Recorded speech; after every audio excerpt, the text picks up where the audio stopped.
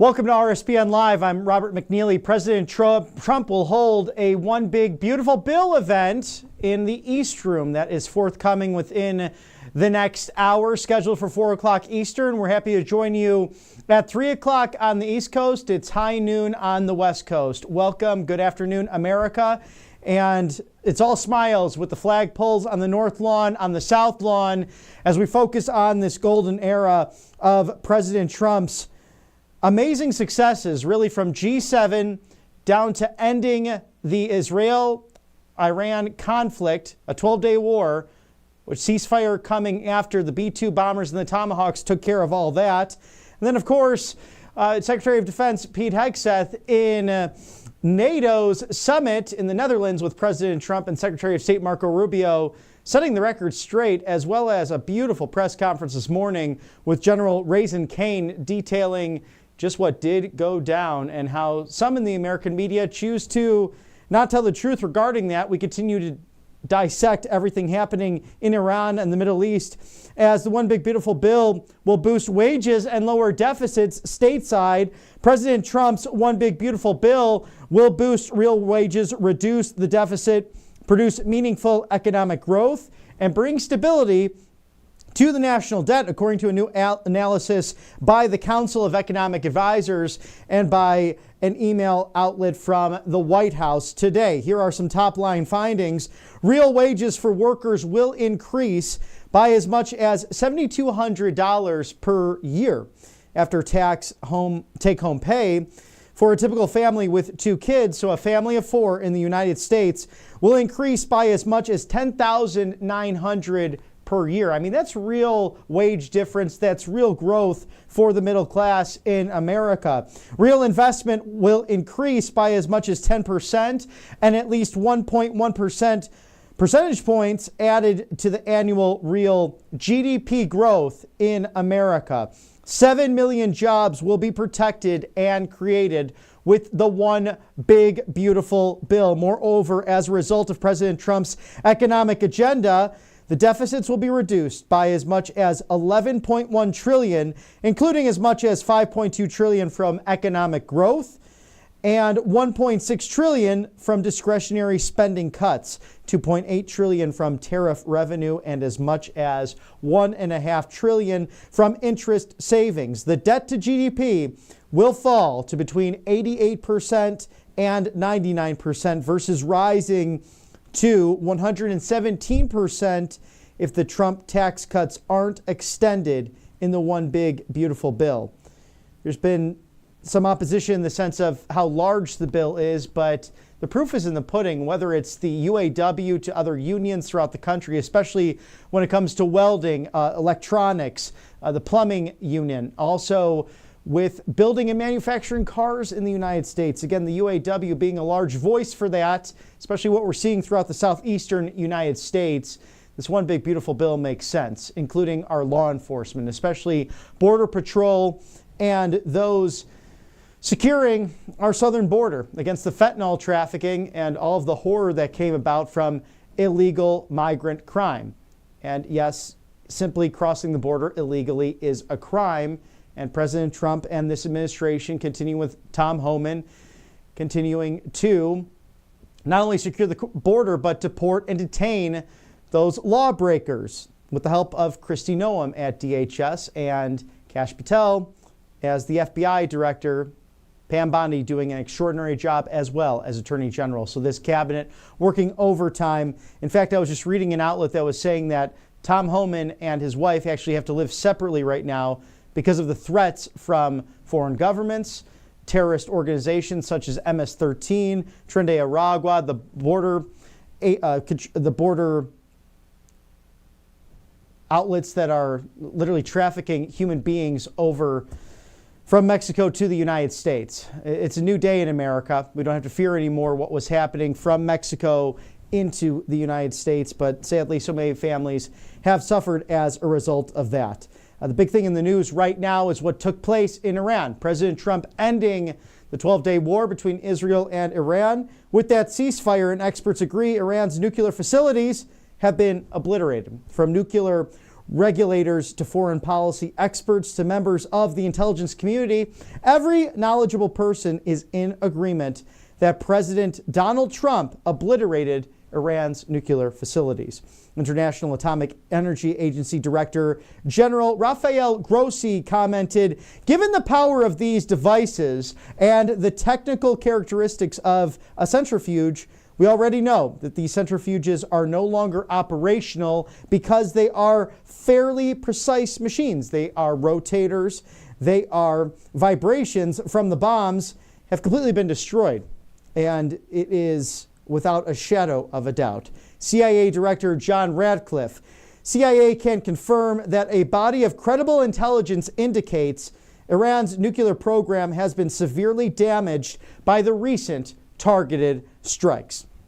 This includes new intelligence from a historically reliable and accurate source method that several key Iranian nuclear facilities were destroyed and would have to be rebuilt over the course of years. Director of National Intelligence, Tulsi Gabbard, stating that new intelligence confirms what POTUS has stated numerous times: Iran's nuclear facilities have been destroyed.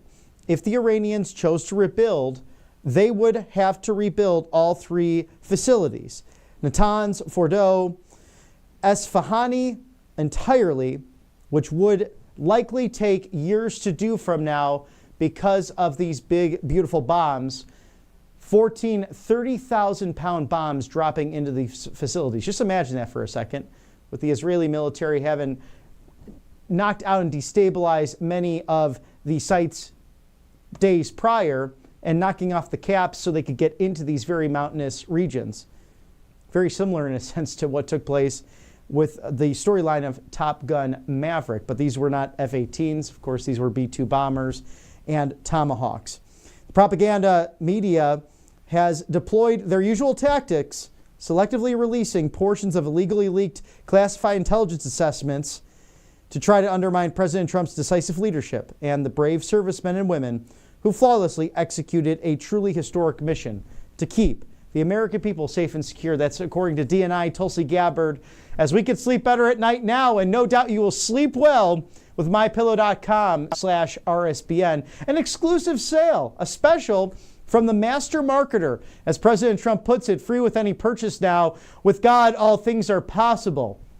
The multi-use MyPillow 2.0. It's a $40 value, folks. Look at this here at mypillow.com/RSBN. You might as well call today and not delay so you can have this beautiful pillow by the 4th of July in the good old US of A. 800-836-7566, 800-836-7566. Support Mike Lindell and RSBN by shopping now at mypillow.com/RSBN and save with code RSBN. Very easy to remember.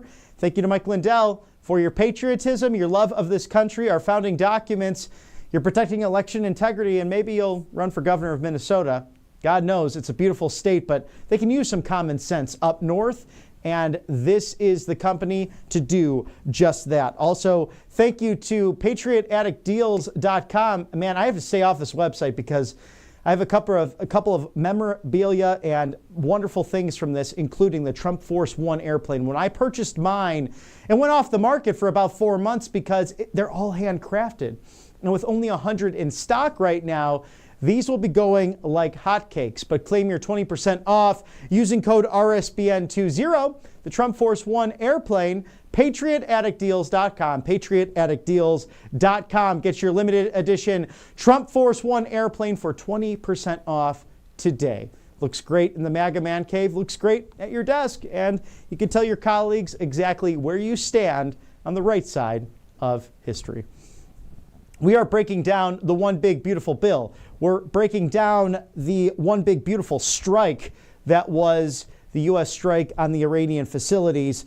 Former ODNI National Intelligence Manager for Iran, Norman Reuel, I am confident that Iran has suffered a catastrophic blow and that this has set them back for a very, very, very long time. And former NATO Supreme Allied Commander of Europe, General Philip Breedlove, it went off magnificently. We also said they did it perfectly. They should have seen it coming. Expectation, there was significant damage. And President Trump just posting on Truth Social minutes ago, the Democrats are the ones who leaked the information on the perfect flight to the nuclear sites in Iran. They should be prosecuted. And this is why I've gotten to this point. I'm a firm believer we need a two-party system or multiple parties in the United States. I'm okay with that. Dissenting voices, that's what free speech is all about, so that one party may not become more powerful than the other in this constitutional republic. But we now have a demon rat party. I won't call them Democrats anymore because demos is Greek for of the people. They're not for the people. They're for the League of Shadows, the globalists, the deep state uniparty that has perverted your federal government. So the demon rats, as they're now called, really should be prosecuted. They hate this country. They hate the president, and they refuse to work with him. As President Trump has said, if he just took the opposite of what he wants, then you'd see the demon rats arguing from the House and the Senate in the opposite, and then we actually get what we want, and then Republicans would just push it through with a unanimous vote, and they'd be like, oh no, what did we do? I mean, it's just disgusting the way they're acting, including Hakeem Jeffries and Palestinian Senator crying Chuck Schumer. What an absolute joke. We wish him well with his health. We do understand he was hospitalized for what looked like a heat stroke or just heat-related health. But regardless of that, we wish him well. He is on the wrong side of history, as well as countless demon rats on an everyday, regular basis. Now, we have a Middle East update coming to you from your very own government. We watch this live stream. We bring it to you at the live desk here at RSBN. So before this big, beautiful event featuring the big, beautiful bill and why we need to pass it today. Hello, United States Senate. President Trump holding that beautiful meeting at 4 o'clock, scheduled for then, roughly about 45 minutes or so away in the East Room of the White House. We have this video playback for your viewing right now. I want to condemn the selective and unlawful leaking of a report from the Defense Intelligence Agency, which explicitly said was preliminary, was done with low confidence, was done with numerous intelligence gaps that could lead to a broad range of conclusions. And I also want to address what I think are the effects of not only the United States' military efforts against Iran, but also the Israeli Defense Forces. You have seen several experts in the last couple of days who I think it's fair to say are not Donald Trump partisans. Use words like effectively destroyed, catastrophic damage, set back for years. That includes Rafael Grossi, the director of the UN's International Atomic Energy Agency. David Albright, a renowned and respected former weapons inspector in this field. Norm Rule, who was the National Intelligence Manager on Iran during the Obama administration. All again use phrases like effectively destroyed, catastrophic damage, set back for years.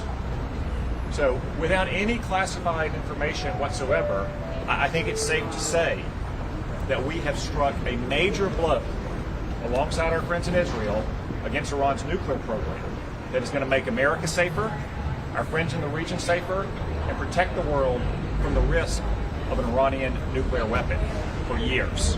Mr. Chairman, there was a report that the Trump administration is going to limit its briefings to members of Congress because of this leak. Have you pushed back on that? I've seen the report. I'm not aware of that. No one in the Trump administration has raised it with me. I understand their frustration that just hours after that report from the Defense Intelligence Agency was posted to Congress's, it was leaked. Obviously, it was leaked by someone who was trying to put our pilots and their crews and the president and his national security team in the worst light. I don't know if it was from Congress. I don't know if it was from someone inside the administration opposed to the president's policy. But as I said, that report was preliminary. It was done with low confidence. It said it had numerous intelligence gaps. It assumed the worst case scenario with perfect conditions in Iran. I believe that this mission was a tremendous success and that we have effectively destroyed Iran's nuclear program today. Mr. Chairman, how confident are you that the ceasefire can hold at this point, given especially what you heard in this week? The ceasefire will hold if Iran lives up to its end of the bargain. If Iran starts trying to attack Israel again or to attack U.S. interests in the region again, then both the President and the Prime Minister have said rightly that we will have to go back and we'll have to show Iran once again that we mean business. Senator Condon, the Democrats seem satisfied with this. They have expressed so many reservations about this. They should be satisfied. They got very good answers from John Ratcliffe, the CIA director, from Pete Hegseth, the Secretary of Defense, from General Kane, the Chairman of the Joint Chiefs, and from Marco Rubio, who I'd point out is not just the Secretary of State, he's also the National Security Advisor, something that I believe is almost unprecedented in terms of the access and briefing that the Democrats get. Now, maybe they're going to come out and tell you they're not satisfied. Some Democrats, some in the media, seem to have such a case of Trump derangement syndrome that they're rooting for the survival of Iran's nuclear program versus celebrating the success of our pilots and their crews. But I think the answers they got in there should be totally satisfactory. Was there discussion of the leaks in there at all? Yes, there was condemnation of the leaks by both the briefers and Republicans and Democrats for that matter. We should not ever leak classified information. Mr. Chairman, if there's additional force required necessary to do further damage to Iran's nuclear program, do you think that action should be vetted or consulted through Congress? Well, first off, as I said, I think we've caused catastrophic damage to Iran's nuclear program. That's not to say they might not try to reconstitute it at some time, but for those of you around 10 years ago during the debate over Barack Obama's nuclear weapons program, we often use the phrase vast nuclear infrastructure because it does take a vast infrastructure. And I know everyone's very focused on what happened at a couple of these underground bunkers or what happened with canisters of uranium, but if you look at the whole span of what happened over 12 days, the targeting of Iran's nuclear scientists, the underground bunkers, the centrifuges, the centrifuge manufacturing sites, the gas to metal conversion sites. That's why we're confident, since all of those are single points of failure in an effort to get a nuclear weapon, that we have had an extraordinary success. Now again, both the President and Prime Minister Netanyahu have said that Iran should not try to reconstitute their nuclear weapons program, and if they do, then all options will remain on the table. If this chairman was there for discussion, you think they should be prosecuted? Todd Blanche would have ruled that out last night. well, the law applies equally to everyone, and no one should leak classified information. The people in both parties seem satisfied by the amount of damage caused. Is there agreement in the room? I think you'll have to ask some of our Democratic colleagues. I suspect those who are satisfied won't stop here, and those who are dissatisfied will stop and explain their reasons. Do you have some sense of where the enriched uranium is at this point? Has the intelligence community figured that out at this point?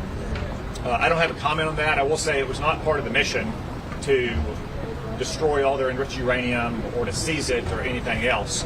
Again, this is not a Mission Impossible movie.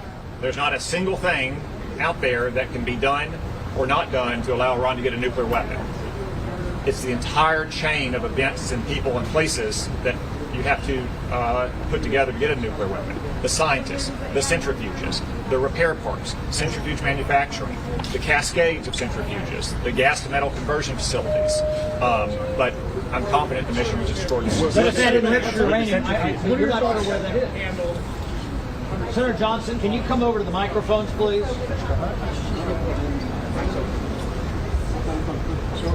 I'd only like to say that it is so nice, it is so comforting to have a competent national security team in place.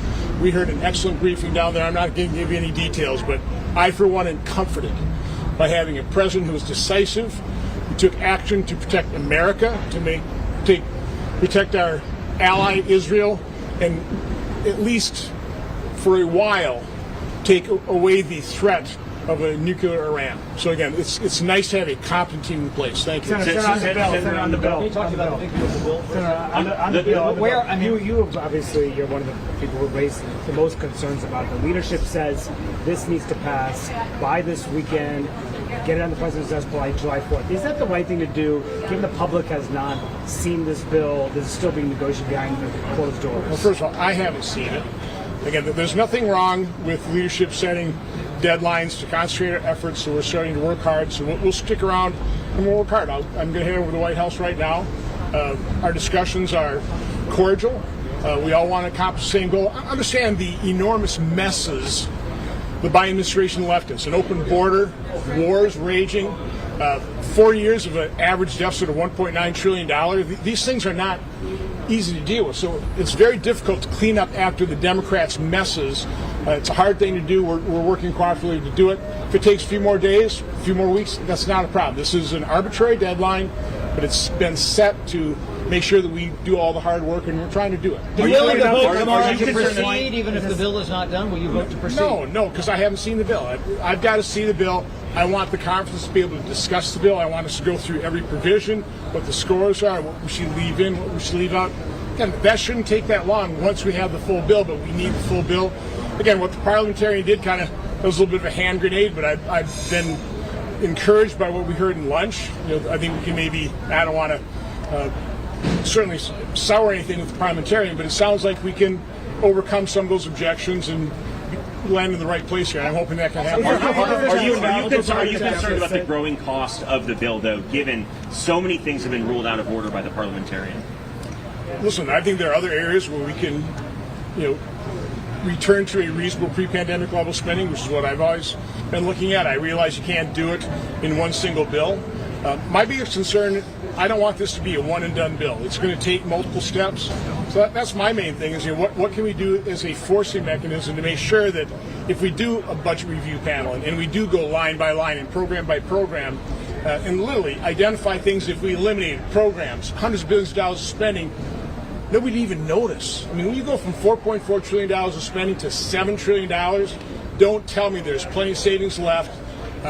We're trying to do something hard. We're trying to do it pretty fast. It'll take time and we'll need another bite at the apple here. So again, we're working very cooperatively. I appreciate what the White House and administration is doing in terms of helping set up a budget review panel to do that line by line, program by program review.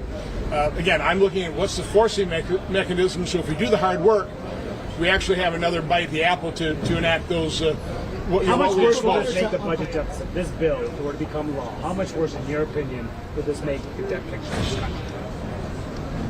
It kind of all depends. One thing that is intriguing is the tariffs are in place.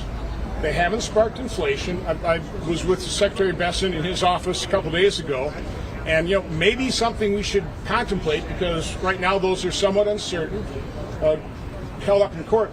Maybe we should actually codify the tariffs. I mean, you talk about a revenue source, lower the rates, broaden the base, that is paid for in part by foreign companies and foreign governments. That's not that bad. So again, I'm not a big fan of tariffs. I think President Trump was probably right on this. This might, well, again, it's not codified right now. If we hit a sticking point, that's maybe not a bad place to go in terms of assuring ourselves we have reduced deficits. Again, I really don't want to fund the deep state, but I also don't want to have these massive deficits. So I'm very open. I'm very flexible. I'm focused about we have to stop mortgaging our kids' future. It's unconscionable. It's wrong what we're doing. And again, I know the president shares that same goal. I think our leaders do as well. So again, to emphasize, Democrats, President Biden left us an enormous mess, dug the hole far deeper than should have been dug. We're trying to dig out of it, and it's a hard thing to do. Thank you. Are you overruling the parliamentarian?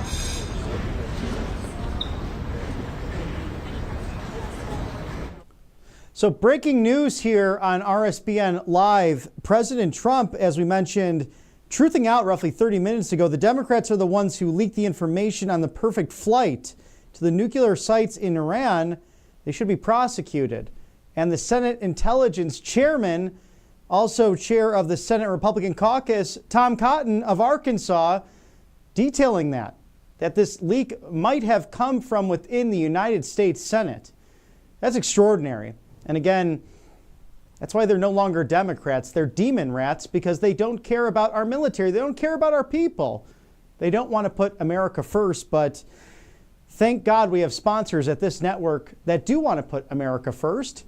AngelPaste.com. Experience the miracle today out of Spring, Texas. They have the Miracle Cream that's filled with vitamin B's, non-GMO, no chemicals. Also, they have several different options, including a facial spray, a natural mosquito repellent, and an immunity-boosting vitamin C orange option. Again, non-GMO, no chemicals. Christian-owned, they hire veterans right off of the Gulf of America in the Houston Metroplex. Spring, Texas, a lovely, beautiful town in the Lone Star State. So experience the miracle today at angelpace.com. And I guess Kalshi will have the question, who leaked it? Kalshi.com/RSBN. Those important questions, including who will win the World Series? Will the LA Dodgers repeat that? We know the Florida Panthers did in the NHL, winning the Stanley Cup recently. I'm sure they'll be back at the White House very soon to visit with President Trump. Trade on the most important events at Kalshi.com/RSBN. Scan the QR code now. Also, will egg prices continue to go down? You can find all of those big, beautiful questions right there, Kalshi.com/RSBN. A programming note, we'll toss back to the United States Senate, where many senators, including Ron Johnson from Wisconsin, you were hearing from him on a plethora of topics right then and there, including the nonsense that came from the Autopen administration, expecting many people in the national security apparatus, including those like Senator Lindsey Graham, who has been very vocal on Iran for a number of different years. But you see the Republican conference includes many people of many different backgrounds and belief systems, on national security to tariffs to the one big beautiful bill. That event being hosted by President Trump roughly 30 minutes from now. We'll take you there live to the East Room. In the meantime, let's go to the playback from the United States Senate.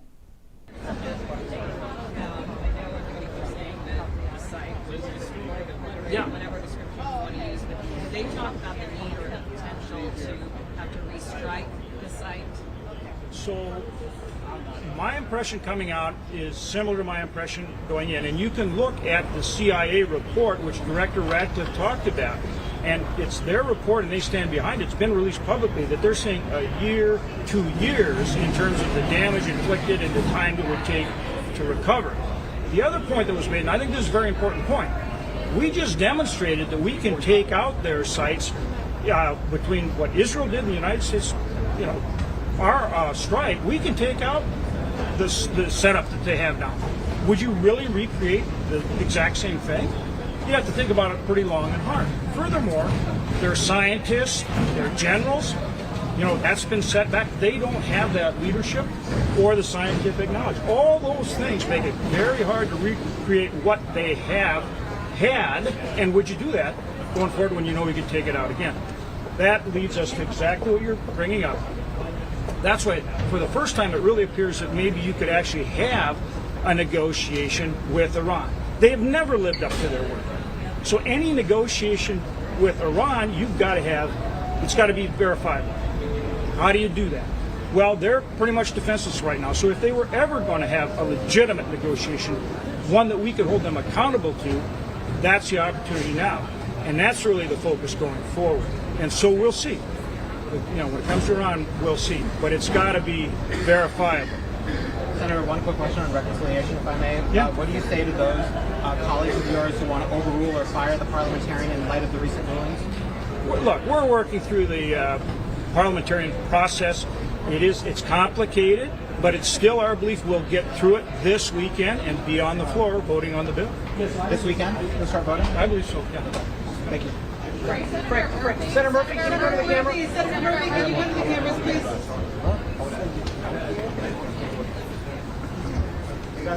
Listen, I appreciate the briefing. This briefing should have happened immediately after these strikes. I think there's a real question as to why the Director of National Intelligence is not allowed to be in these briefings.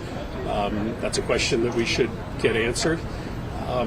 Listen, to me it still appears that we have only set back the Iranian nuclear program by a handful of months. There's no doubt there was damage done to the program, but the allegations that we have obliterated their program just don't seem to stand up to reason. So obviously I can't share any of the details from this briefing, but I just do not think the president was telling the truth when he said this program was obliterated. There was certainly damage done to the program, but there is the significant there's still significant remaining capability for the Iranians. Accurate? Well, the DIA analysis is preliminary, but and again, I can only speak to what's been reported openly. But if the Iranians still retain significant enriched material and centrifuge capability, then you can only be setting back the program months, not years. Did the administration have an analysis or an opinion of whether Iran is going to be more motivated or less motivated after this to build a nuclear weapon? I'm not going to talk about anything from the briefing. I mean, I walk away from that briefing still under the belief that we have not obliterated the program. The president was deliberately misleading the public when he said the program was obliterated. It is certain that there is still significant capability and significant equipment that remain. Knowing what you know now, would you have authorized it? Knowing what you know now, if the president had come to Congress to get approval to authorize this mission, would he have had your vote? No. Ultimately, the only way to truly constrain Iran's nuclear program is diplomacy. You cannot bomb knowledge out of existence. No matter how many scientists you kill, there are still people in Iran who know how to work centrifuges. And if they still have enriched uranium and they still have the ability to use centrifuges, then you're not setting back the program by years. You're setting back the program by months. The only path forward is diplomacy. And I just have not heard a realistic path from this administration about diplomacy. Of course, all of us would love a diplomatic agreement in which Iran promises to hold no enriched material. But that has not been a reasonable predicate for negotiations in the past, and it is not likely to be a reasonable predicate for negotiations in the future. All right, guys. Thank you very much. Ask me that question. Watching that live breaking news from the United States Senate regarding this leak and intelligence information that senators can share with us. And then Chris Murphy, the Democrat of Connecticut, of course, spinning this just like some in the media, the legacy media have with, oh, it's only set it back a few months. Nothing could be further from the truth. Just listen to the experts and the statements they've released. The program is decimated. So thank you to our sponsors here on the right side of history. Colonial Metals Group, a great way to secure your savings and your retirement, because we know that the Chinese Communist Party wants to drop an economic Pearl Harbor on the United States. We won't let that happen with gold and silver. Protect your IRA and 401k with gold, 100% tax-free. The U.S. Attorney, Judge Jeanine Pirro, she loves this group. So do we here on the right side of history. freegoldguy.com/RSBN. Scan the QR code now and receive up to $7,500 in free silver. You will be qualified for that if you make a purchase with your no obligation free gold guide. Check it out now at freegoldguy.com/RSBN. And once your savings and retirement are secure, always make sure your health is right in line, not necessarily behind it, but in front of anything financial, because it's really not an option to stay unprepared or to remain unprepared even in 2025. Get your medicine cabinet filled with allfamilypharmacy.com/RSBN. There's a COVID strain that's out there. It's new and resistant to some drugs, but we know ivermectin, hydrochloroquine, methylene blue, mebendazole, NAD+, and over 200 essential medications, emergency medical kits, and antibiotics that will save you from any storm in life, literally and figuratively speaking. Now through June 30th, 20% off using code RSBN20. Scan the QR code now and protect your health, protect the ones you love. Make America healthy again with All Family Pharmacy. No insurance, no issues, no red tape, no bureaucracy. Just doctors working round the clock for you, ordering online. It comes the next day to your doorstep. allfamilypharmacy.com/RSBN. And we are watching live this U.S. Senate hearing, if you will. Well, it's really a press gaggle taking place in the basement of the United States Congress regarding all of the developments on a leak that took place, likely from the United States Senate, right before President Trump holds this one big, beautiful bill event live from the East Room, scheduled at 4 o'clock. We'll take you there to the White House. In the meantime, let's go back to Capitol Hill and hear what the senators are sharing. Ask me that question. You think that it was obliterated? Was this Senator just Yeah, said it was set yeah. back months. He just said it was set back months, not years. No, I think years. So just listen to me. Operation Midnight Hammer was brilliant, it was bold, it was necessary, and it was effective. They blew these places up in a major league way. Major league setback, years, not months.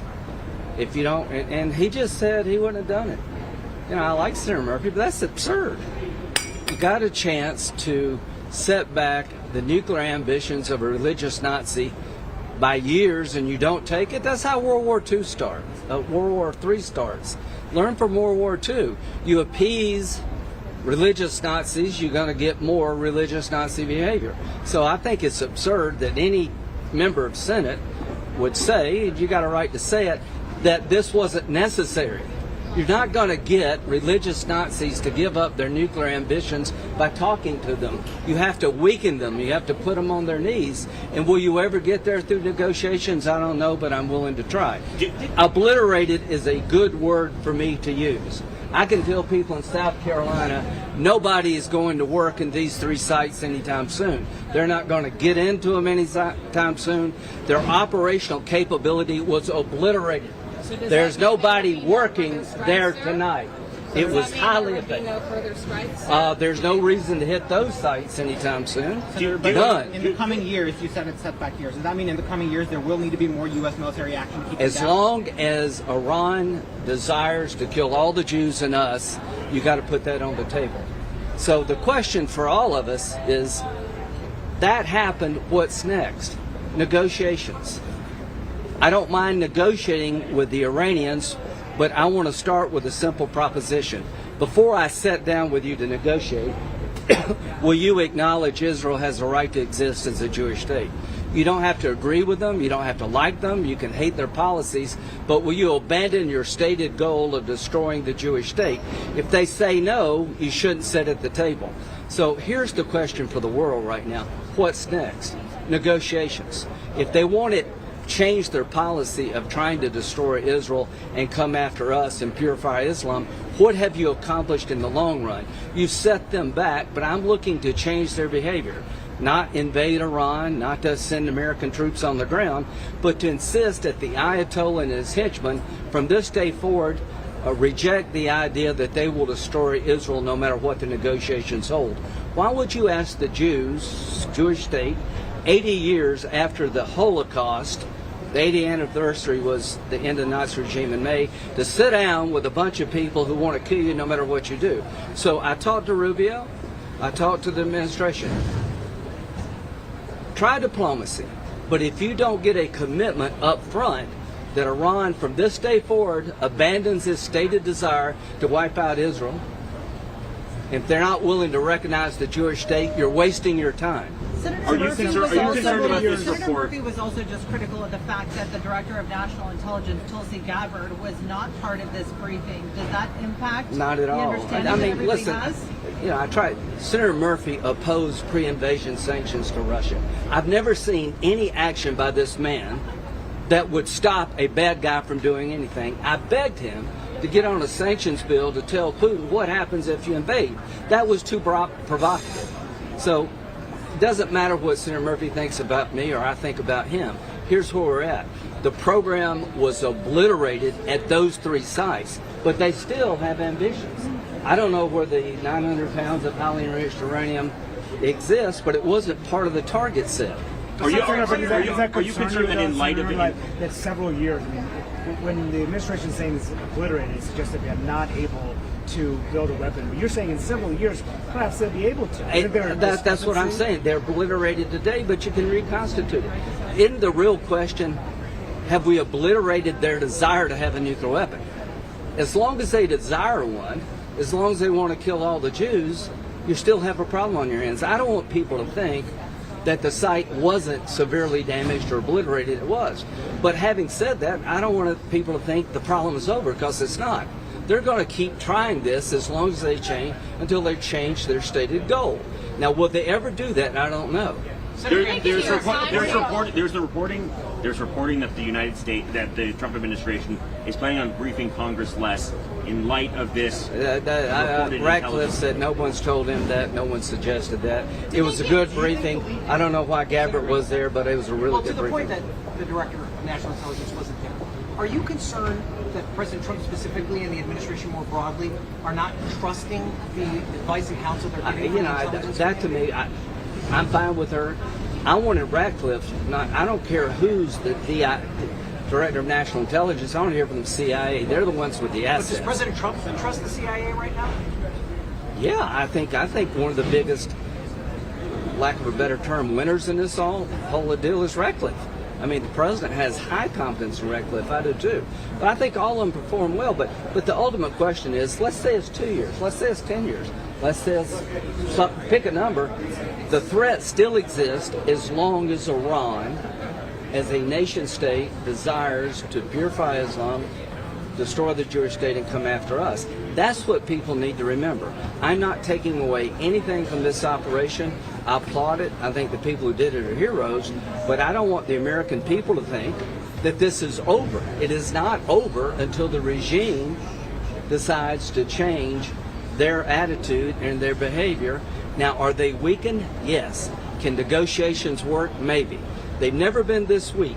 They've never been on their back heels. So if there's ever a time to get a deal with Iran, it's right now. But here's what I think. There's probably never going to be a deal with these people because they'll never give up their ambitions to destroy Israel, purify Islam, and come after us. Senator, does this mean you're not particularly confident that a ceasefire will hold? I asked that question. I don't know what behavior Israel's looking for to consider a breach of the ceasefire. I didn't get an answer to that. But here's what I believe.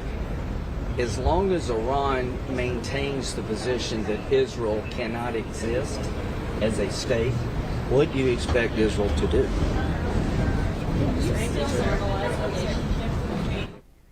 Lots of common sense there coming from Senator Lindsey Graham of South Carolina with the nuclear program taking place in Iran. As he put it, as long as they want to destroy the Jewish people, what do you expect Israel to do? A very valid question. Sometimes it simply comes down to common sense.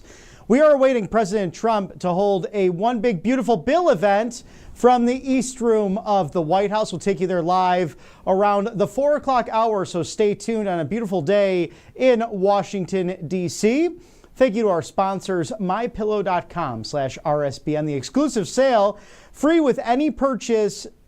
With God, all things are possible. So true. Multi-use MyPillow 2.0. It's nearly a $40 value. And as the master marketer himself, Mike Lindell, as President Trump put it recently at the 100-day rally in Warren Township, Michigan. Can't believe this is even coming out of my mouth, as Mike Lindell put it. It's a $40 value. This is the best deal I've ever put out there. MyPillow.com/RSBN. Call today. Don't delay. 800-836-7566. It's 800-836-7566. Support Mike Lindell and RSBN by shopping now at MyPillow.com/RSBN. Thank you to Mr. Mike Lindell. He's a patriot, and if you enjoy the patriotic content that comes from this live desk, your go-to live desk here at Right Side Broadcasting Network, please feel free to donate. And you can do that by going to rsbnetwork.com/donate or texting RSBN, easy to remember, to 855-575-7888. That is 855-575-7888. And I love the images accompanied with this because it dates back to the 2024 campaign. You wonderful patriots out there. So many of you we got to speak with in person about what motivated you to not only attend hometown rallies or traveling near and far across this great land of ours to support your president and your vice president and the MAGA movement. And we are right here with you at RSBN. Thank you for your support. rsbnetwork.com/donate. We are awaiting President Trump holding a One Big Beautiful Bill event from the East Room of the White House. As you were just watching the U.S. Senate in Congress, just in the basement there during the press gaggle. Many senators approaching that podium to speak with reporters regarding the intelligence briefings, and Lindsey Graham laying down the letter of the law there. You also had Senator Blumenthal from Connecticut and Senator Warner of Virginia.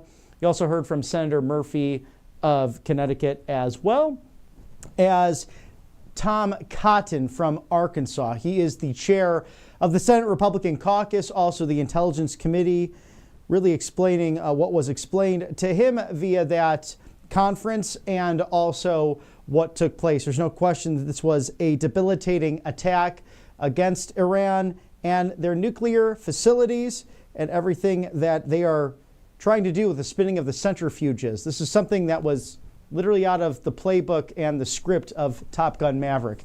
Just different planes with P-2 bombers, also those Tomahawks, which were incredibly outstanding. And this legacy media should say thank you to our brave people in the military. I believe the youngest in the operation, 21 years old. One on the older side, 28. So brave young people, men and women, who are protecting this country and the world at large, as the White House released statements on many opinions and many quotes coming from the experts. They agree. Iran's nuclear facilities have been obliterated. Full stop. From nuclear regulators to foreign policy experts to members of the intelligence community to members across this great country, every knowledgeable person involved in this is in agreement that President Trump obliterated Iran's nuclear facilities. And thank God for that.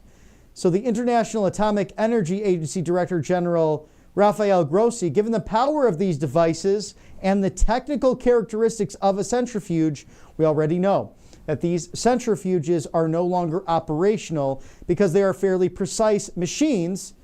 There are rotors and vibrations. These are from the bombs that have completely destroyed them. We also heard from CIA Director Ratcliffe. We're watching as well if any of the big players in this will come out to address the press in Congress there. The American Enterprise Institute Middle East Portfolio Manager Brian Carter. There is no question that the bombing campaign badly damaged the three sites. An Institute for Science and International Security Senior Fellow Spencer Ferragasso. Overall, it may possibly take years for Iran to reconstitute the capabilities of all of these facilities. So as we break all that success down, how about the analysis of the one big beautiful bill and why the Senate might be dragging its feet? It would be nice to have that bill on the desk for President Trump. As Caroline Levitt put it earlier in our afternoon broadcast earlier today, if you were tuning into her press conference in the James S. Brady briefing room, that the president does expect to have a form of the one big beautiful bill on his desk, on the Resolute, ready to sign before the 4th of July holiday next week.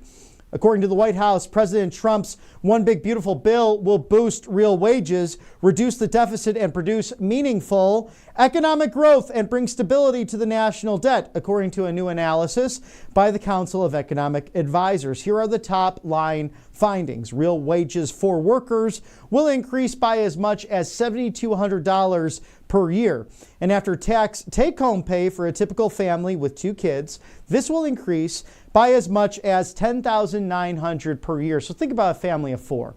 In the middle class, they could really take this wage growth home with them, and that can mean bigger and better, more beautiful and enjoyable times together as a family. So real investment will increase by as much as 10%. It's a big jump. At least 1.1 percentage points added to the annual real GDP growth in the United States. Also, 7 million jobs will be protected and created. So this is growth in real time, deregulation, and getting rid of discretionary spending. So important because we're $36 trillion in debt, mostly thanks to the auto pen, but also thanks to the living predecessors of President Trump, Clinton, Bush, Obama, auto pen. They all failed the country with the bureaucratic uniparty known as the Deep State, League of Shadows, the globalists, This MAGA populist movement now reversing that and streamlining the size and scope of the American government. Thank you to our sponsors on the right side of history. Angelpaste.com, the miracle cream. You have to enjoy this today. You've seen me on the network. I've tried it myself. The vitamin B miracle cream, it's the #1 on the site. Non-GMO, no chemicals. You know that what you're putting on your skin is okay and good to be absorbed by your body. So Angel Paste Miracle Cream is not the only product they have at angelpaste.com. Go to angelpaste.com, in fact, and look through it. It's amazing what they have, including a natural mosquito repellent, something so good this time of year as you get ready to celebrate America's birthday with your loved ones, family, and friends from near and far, as well as an orange option filled with vitamin C properties, again, non-GMO, no chemicals, and a facial spray for guys and gals so you go paint the town red. And guys, I tried this out here. You know, if you've been watching the network for a long time, I'm an outdoorsman. I enjoy fishing, and you could grab that tackle box even if you put this stuff on your hands. So don't feel like it's going to make you any less manly. Trust me on this. We have great products for women and men alike. Experience the miracle today from a Christian-owned company that hires veterans in Spring, Texas. That's where they're located, just off the Gulf of America in the Houston Metroplex of the Lone Star State. Angelpaste.com. Thanks for your sponsorship on the right side of history. And so much to bet on, so much to trade on. Visit kalshi.com/RSBN for all of the big sports, music, culture, politics, including questions like who will be the Republican nominee in 2028. I know, let's not get ahead of ourselves, but a lot to talk about as we have a presidential series on this network diving into just that. Scan the QR code now, kalshi.com/RSBN. Will the Los Angeles Dodgers repeat the World Series, just like the Florida Panthers did in the NHL with the Stanley Cup? And who will visit President Trump at the White House next to offer a big, beautiful jersey for the record books? I wonder where President Trump keeps those jerseys. If anyone knows, feel free to write in feedback at rsbn.tv. So keep them at Mar-a-Lago, or will it go to the future library and museum for 4547? I really don't know, so please reach out regarding that. Either way, get to kalshi.com/RSBN and trade and bet on the most important events that affect you and questions abroad. And big questions like, will egg prices continue to go down? I hope so. It's a great form of protein and a great way to keep you fueled throughout the day, morning, noon, and night. So kalshi.com/RSBN. Thanks for your sponsorship. Go ahead, scan that QR code now. As you can see by all the headlines, one of the big people that's been in the news recently, Thomas Massie of Kentucky, he seems to always be on the opposite side of where President Trump is at. Is it politically motivated? Is it personal conviction? Is it someone who just likes to have his name talked about? Interesting to bring up in this day and age, because we've seen success after success in roughly 5 or so months of this Trump administration part due. So we're excited to be here for you to bring it to you live at this RSBN live desk, truly your go-to live desk for everything on the correct side of history. As we enjoy that live look of the White House, we'll be taking you there momentarily to the East Room for President Trump's event regarding the big, beautiful bill. Now, moreover, as a result of President Trump's economic agenda, these deficits will be reduced by as much as $11.1 trillion, including as much as $5.2 trillion from economic growth, $1.6 trillion from discretionary spending cuts, and $2.8 trillion from tariff revenue, and as much as $1.5 trillion from interest savings. So the debt to GDP will fall to between 88 to 99%, versus rising to 117% if the Trump tax cuts are extended in the one big beautiful bill. And so I know there's concern out there. It's on the right, the left, in the center as well. Oh, this bill's too big. You heard from Elon Musk saying that I did not agree to this. This is not what I did with Doge in order to see this. Granted, it is large, but at the same time, look at all of the successes in the bill. Law enforcement loves it. This truly is the cherry on top of securing that border, which is so much more quiet now. We've seen the videos shared by President Trump and the White House on Truth Social. We had in May 0 people crossed, whereas during AutoPen, you still had thousands coming in. You had a fentanyl crisis. You had literally things happening on the southern border, coming in from China, coming in from Mexico, and from nations all over the world, and they're not bringing their best. They're bringing people who were rapists and murderers and convicts, emptying their prisons. And thanks to Mr. Bukele of El Salvador, the president, who's done an extraordinary job with putting those bad guys back in prison that belonged in El Salvador, working directly with the United States, he has made his country the safest nation in the Western Hemisphere. Just years ago, you could not get caught dead, and literally you probably would be killed if you went to visit his nation. Now it's a paradise in Central America. That's the way it should be. And you know what's interesting about that too is that they actually prayed together as a team, as his cabinet came together, and to a friendly network of ours actually did an interview relatively recently, a year or so ago, detailing just this. What was the first step in fixing your country? Oh, well, we turned to God. We started to pray. And it's an amazing thing because you see that there at this White House. You see Caroline Leavitt, her communications team, the press team, good friends of ours as well, all turning to the Lord in prayer before they go out for the press conferences. And why not include him in everything that you do? My friend Charlie Kirk of Turning Point USA likes to say at conferences and on his show, I don't have enough faith to be an atheist. And I've always enjoyed that line because I would say that rings true in my life as well. Just to solely reject it is, I don't know if I could take the chances like that. I don't know if I want to roll the dice because I've seen the living God in action.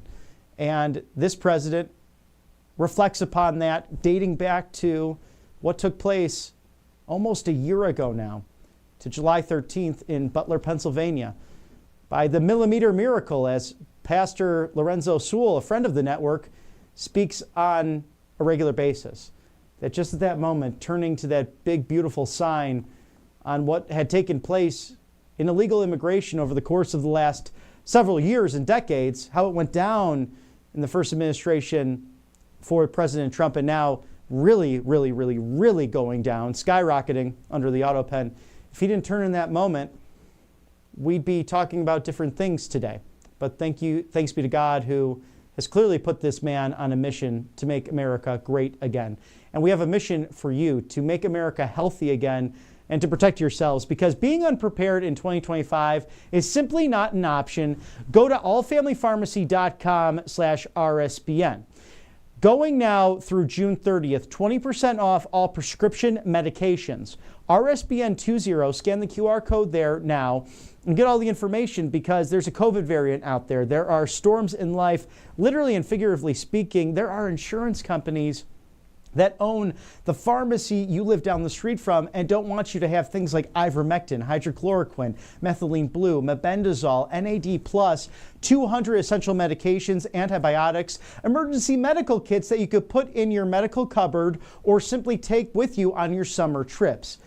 Again, no longer an option, especially if you're up in the North Woods or wherever you might be exploring this summer season. Perhaps you're going to the federal city. Good to have life-saving medication with you and yours to protect your family. You can do that now. allfamilypharmacy.com/RSBN. Why not pay less for prescription medication? President Trump signing that executive order recently to do just that. And you can go explore all of their options today. allfamilypharmacy.com/RSBN. Once you have your health in line, in order, and protected, you can then visit Colonial Metals Group, revisit everything you're doing for your savings, for your retirement, the life you've lived to work so hard to protect these precious commodities. Your IRA, 401k with gold, 100% tax-free from freegoldguide.com/RSBN. Scan the QR code now.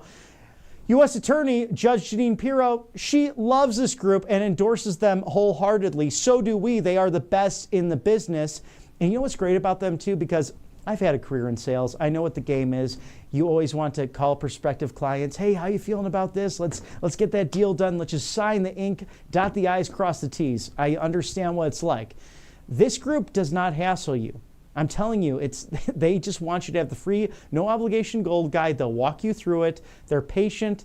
There's follow-up, but it's not like knocking on your door constantly, calling you nonstop, a million emails. That's not how they operate. Colonial Metals Group wants you on a financial footing to protect your retirement. So do so today, because the Chinese Communist Party, they manipulate their currency. They attack Taiwan. They want to drop an economic Pearl Harbor on the United States, and you cannot afford that even with a great conservative president like Donald Trump. So Colonial Metals Group, they'll walk you through those options. Scan the QR code now. Look at what Warren Buffett's doing with his assets and the money he's acquired. It's gold, it's silver. And now you stand the chance to receive $7,500 on the house from Colonial Metals Group in cold, hard, beautiful silver, a tangible metal that has stood the test of time. Sounds like a deal to me. freegoldguide.com/RSBN. Check them out today. Thank you for your sponsorship on the right side of history, Colonial Metals Group, as it is the 4 o'clock hour on the East Coast, 1 o'clock on the West Coast. So good afternoon, America. I'm Robert McNeely. It's a joy to be with you on this beautiful Thursday as President Trump is about to hold the one big, beautiful event for the one big, beautiful bill. And wasn't that a one big, beautiful strike on Iran? Those facilities, I don't think we've ever seen military history develop that quickly. A 12 days war started by Israel against Iran. And as Senator Lindsey Graham put it, wherever you are on this issue, which MAGA Nation has a whole host of arguments, and it's good to dialogue amongst family, amongst friends, because they're all very principled. At the same time, President Trump knocked out the capabilities of a regime that does not believe in mutually assured destruction. It's either you convert to Shia Islam or you die by the sword. If you read their documents, the infidel drinks the boiling water, walks over hot coals. I mean, we'd love to interview the Ayatollah, the mullahs, if they'd actually want to be on real media and talk to American counterparts. I doubt that, although we do have hope with Steve Witkoff, the mission envoy to the Middle East, doing an extraordinary job alongside Secretary of State Marco Rubio and Defense Secretary, the Pentagon Chief, Pete Hegseth, rightfully calling out the fake news in the legacy media that has gone down the road of just making up stories. Stories like they made up with the Russia hoax and saying that the laptop wasn't real. They ran with those leaks. It's amazing. And now we have, within the last hour, breaking news and President Trump putting out on Truth Social that there could be a leak from within the United States Senate potentially. That's according to Tom Cotton, the chair of the Intelligence Committee in the United States Senate from the great state of Arkansas, also the number 3 in leadership for the Republicans as Senate chair of the conference. So we'll be watching all of that as you will see President Trump just minutes from now. An amazing, successful couple of weeks for him. That new trade deal with the UK and Prime Minister Starmer in Alberta, Canada for the G7. Unfortunately, the events of Israel and Iran cut that short for President Trump, but Prime Minister Carney of the great country of Canada, maybe the future 51st state of the United States, said he completely understood why President Trump had to return to Washington in order to deal with the crisis. And I'm looking back to Saturday, that big, beautiful sunset that happened as President Trump got off of Marine One and looked up to those flagpoles right there, actually on the South Lawn, and said, look at that. That's what we did there. And then went to the Situation Room. And while many of us enjoyed dinner, it was around 7:30 East Coast time on Saturday evening. That's when it was authorized to complete the mission and strike Iran with B-2 bombers, 14 30,000-pound bombs, bunker busters that depleted these 3 facilities, followed by Tomahawk missiles, all while undetected and then returning to base camp. The Air Force sending those B-2s back to Whitman in the great state of Missouri. So God bless them. I mean, that's a 36-hour mission altogether, 18 hours from Missouri to Iran and then back, undetected. Well done, troops. Well done to our military. Well done to Pete Hegseth. Marco Rubio, Vice President J.D. Vance, and the 47th Commander-in-Chief, Donald John Trump, for executing such a stealth mission, all being overlooked by General Dan Raisin Kane, a real general, not a TV general.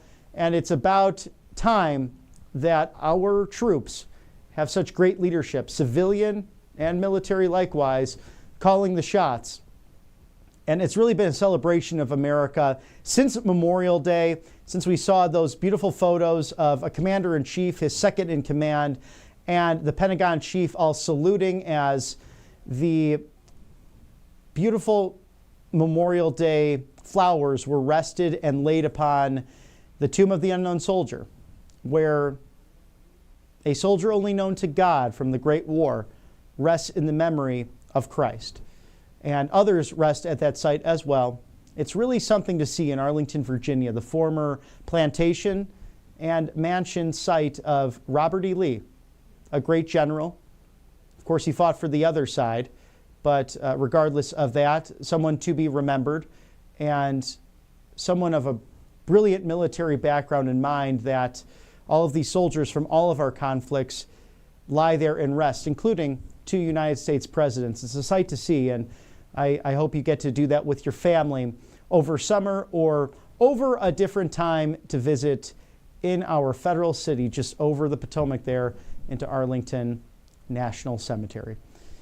And thank you to our sponsors on the right side of history. Own your iconic memorabilia, your replica of the Trump Force One airplane right now at patriotaddictdeals.com. Get your limited edition Trump Force One airplane for 20% off. Trump Force One airplane, claim that 20% off now at RSBN 20.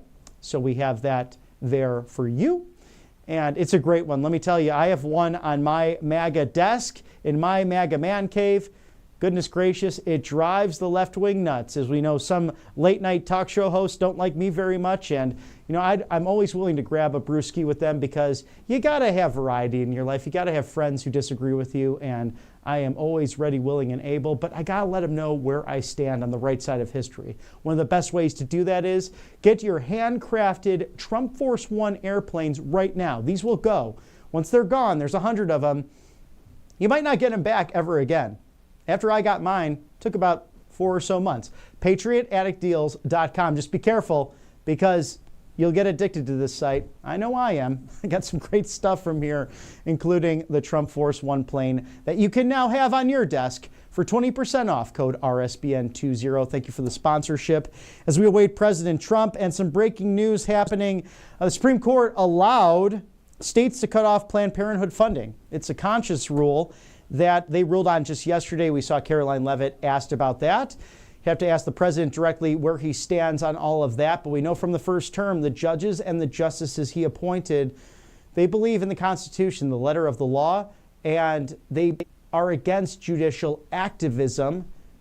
And that's the way it should be, regardless of where you stand, as we see the man of the hour, quite frankly, Pete Hegseth, calling it out, calling his former colleague out today, if you caught that during the morning coverage. Jennifer Griffin, who is truly one of the worst at the Pentagon, she loves to release leaked statements, maybe because she needs a story. But if anyone's worked in mainstream media, you realize that maybe there's some things not worth putting out because you can't dot your I's and cross your T's. That's a problem there. And you want the truth to be out there, but some like to make a story. They like the clickbait, if you will. And good on Secretary of Defense Pete Hegseth, our Pentagon chief, for calling out the fake news legacy media, as he has a discussion there with Congressman Paul Gosar of Arizona, State 48. Then you see Secretary of State Marco Rubio in our 3-screen setup here. I think Pam Bondi was there as well, the Attorney General and House Speaker Mike Johnson, as well as countless other members of the military, I'm sure some press in the House, and some other special guests addressing the issues of the day. Now, you know what, I think it's Brooke Rollins there too from agriculture, so always good to see her, the amazing work she's doing, especially as she founded AFPI, got that done, and Scott Bessent, our Treasury Secretary, who's been crucial in countless negotiations. And you know something about this cabinet? How calm they are under fire. There is Mr. Lutnick over the Secretary of Commerce. He has the best laugh when it comes to President Trump, who is just dishing out jokes on a regular basis, but truth and comedy. And then I think Howard Lutnick really gets President Trump going with even laughing at his own jokes in order to make a point. So we have a comedian-in-chief, a commander-in-chief, a peacemaker-in-chief, 47th Commander-in-Chief, who you will see momentarily with House Speaker Mike Johnson. He has a 220 to 212 majority right now. There's 3 vacancies because of the deaths of 3 Democrats, and we pray for them. God rest their souls. Our thoughts and prayers with their families. They were older, advanced in age, also facing different diagnoses over the course of the last few months. And those special elections forthcoming. You can find all of that at the U.S. House of Representatives website, or even on Wikipedia will detail those dates, and you'll find all of that there. But there's a 220 to 212 majority right now, 215 to 14. That was the vote in reconciliation for this one big, beautiful bill. It's now lying on the desk of the Senate, and many senators really have not addressed this issue. President Trump has been very clear. I want this on the Resolute desk by or before the 4th of July. There we see Representative Doug Collins of the great state of Georgia. And actually, he's the Secretary of the VA right now. I knew him as a congressman, and he was actually gracious enough. I got a story for you here. The group of us who are running for state representative just last year in very blue districts, he took around 2.5 hours of his time to showcase the knowledge that he had on the state of Georgia and the electoral process. Many of us first-time candidates. I was a first-time candidate in the Peach State, my adopted home state, and Mr. Collins took the time to sit down and share his knowledge. Someone who has been in the ringer. He's been in the middle of many, many big fights on Capitol Hill, and now also reforming Veterans Affairs. He's a veteran himself and a great patriot. So hats off to Doug Collins, doing an extraordinary job to make the VA great again. So this is a star-studded event of those inside of the Beltway who are working countless hours to get the job done for you, the American people. As we've been detailing really 2 big things in the last hour, this one big beautiful bill that will boost wages, lower the deficit, and reduce discretionary spending, a huge goal of this Republican conference. Now, here are the top line findings. Real wages for workers will increase by as much as $7,200 per year. After tax take-home pay for a typical family with 2 kids will increase by as much as $10,900 per year.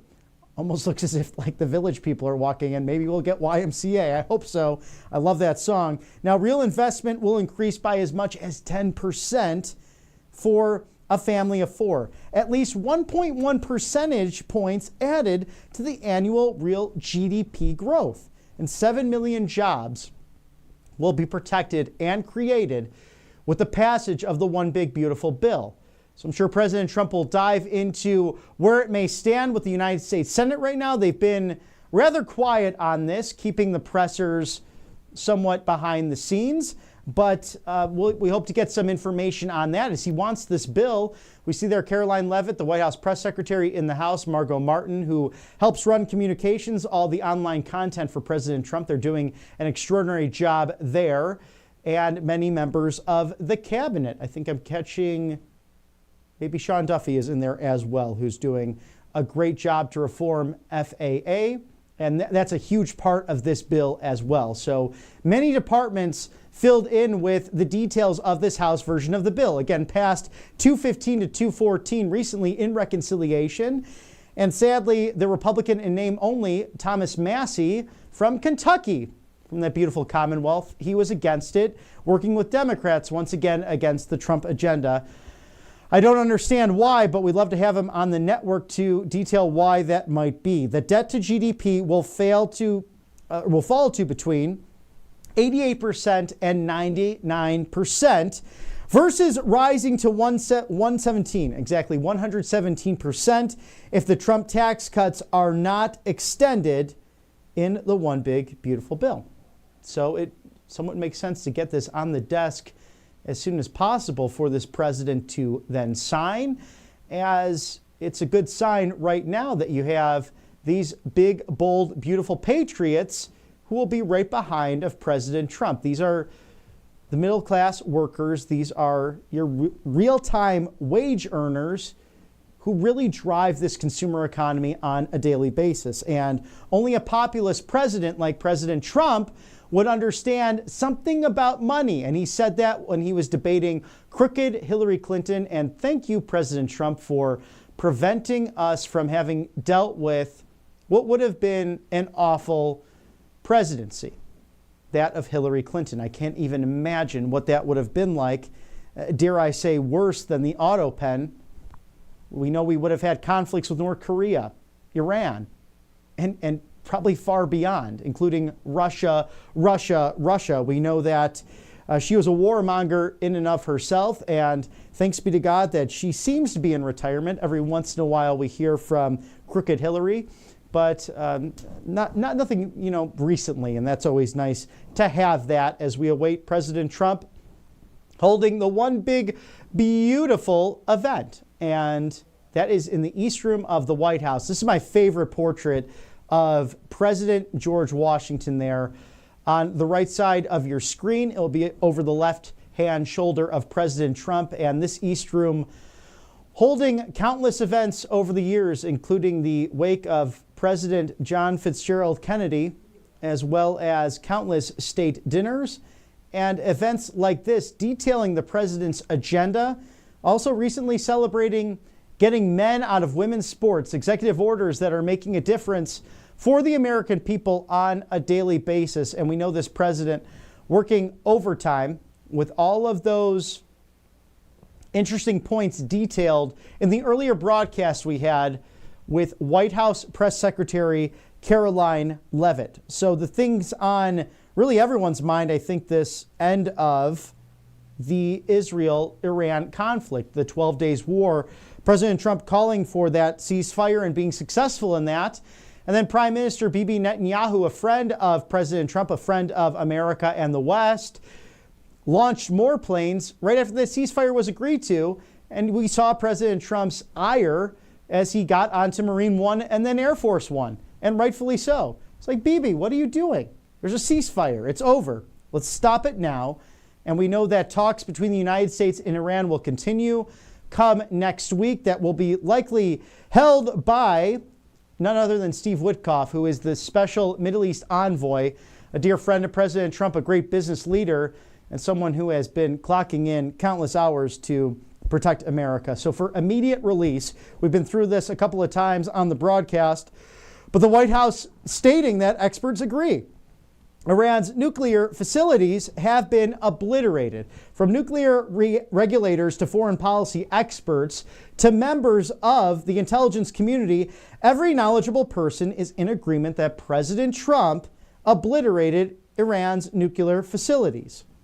And it's just across the board, whether it be the CIA director, John Radcliffe, saying that the CIA can confirm that a body of credible intelligence indicates that Iran's nuclear program has been severely damaged by the recent strikes. They were targeted, they were surgical, they were precise with B-2 bombers and with the Tomahawks. In fact, 14 30,000-pound bombs came raining down on these three sites.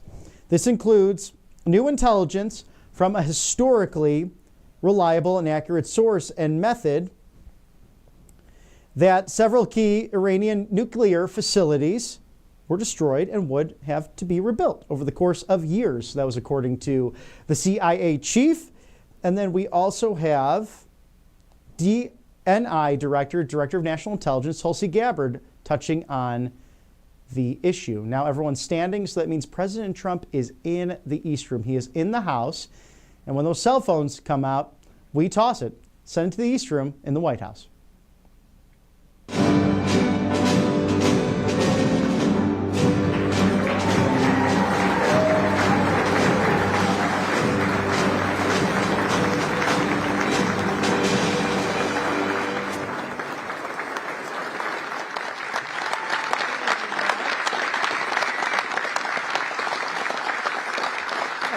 Thank you very much. Thank you. That's a good-looking group behind me. This group isn't too bad either. Very nice. Nice to be with you. Beautiful, right? Beautiful. Thank you very much. And thank you all for being here to support one of the most important pieces of legislation in the history of our country. And that's everybody saying that, virtually everybody. The one big, beautiful bill to secure our borders, turbocharge our economy, and bring back the American dream. That's what's happening, too. It's met with tremendous approval and reception. And when we were thinking about doing it, we were going to break it down into 3, 4, 5, 6, or even 7 bills. And I said, let's make it one big, beautiful bill, Mike, right?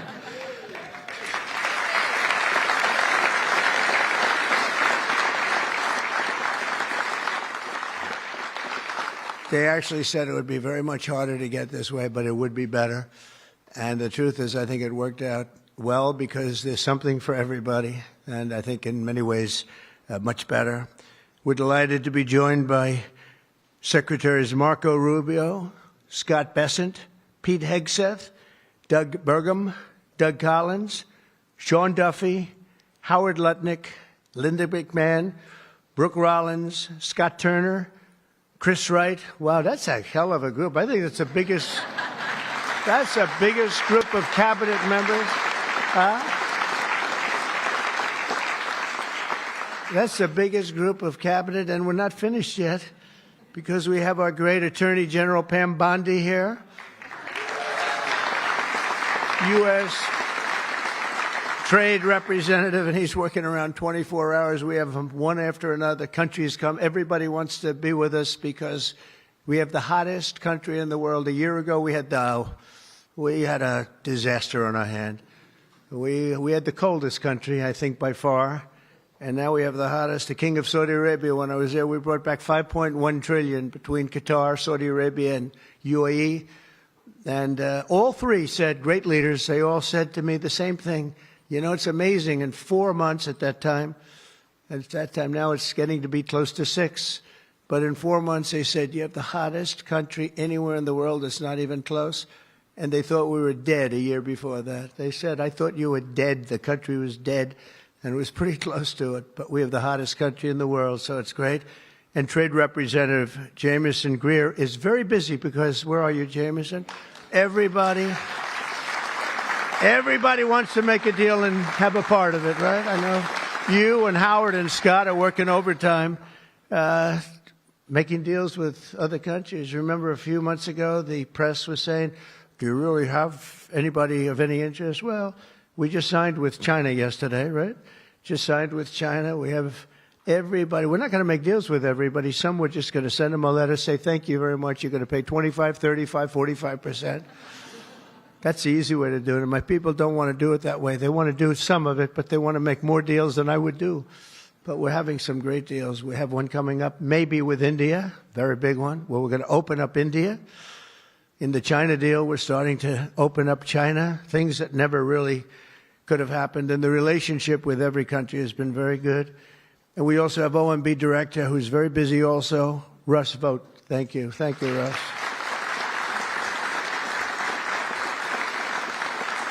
And also, I want to give a very special thank you. This is a hell of a group we have here. This is amazing, the quality of people. But actually, I like these people and most of those people much better than the people I just named, okay?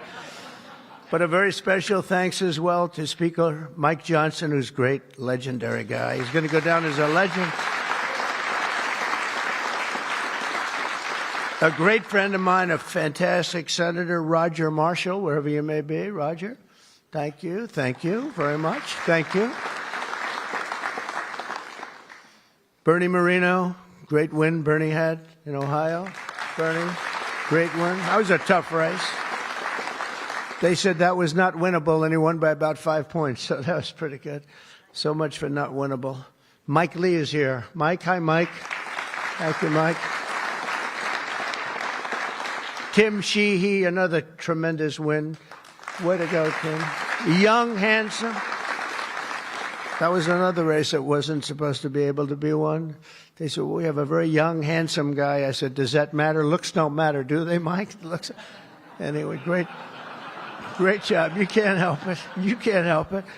Great. That was a great race, along with Representatives Paul Gosar, Greg Murphy, Tom Kaine, Jen Kiggins, Rob Bresnahan, who's where is Rob? Stand up, Rob. Let me see you. Good. He's done a fantastic job. And Ryan McKenzie. Thank you, Ryan. Thank you all. That's great. It's a big group of people. We're here this afternoon to share the stories of an incredible group of patriots from across the nation whose future we are defending with the One Big Beautiful Bill. This is the ultimate codification of our agenda to, very simply, a phrase that's been used pretty well by me over the last 10 years, but maybe even before that, make America great again. Very simple, make America great again. When Joe Biden used to get up and say, we will stop this horrible MAGA. We're going to stop MAGA. We're going to fight it. I said, Joe, loosen up. It's called Make America Great Again. It's okay. Remember that he got up so angry. He was so angry. He said, make America great again. But we'll deliver a record tax cut, a record spending cut, a record investment in border security. We've done so well on the border. You know, last month we had 0 people that crossed the border. 0.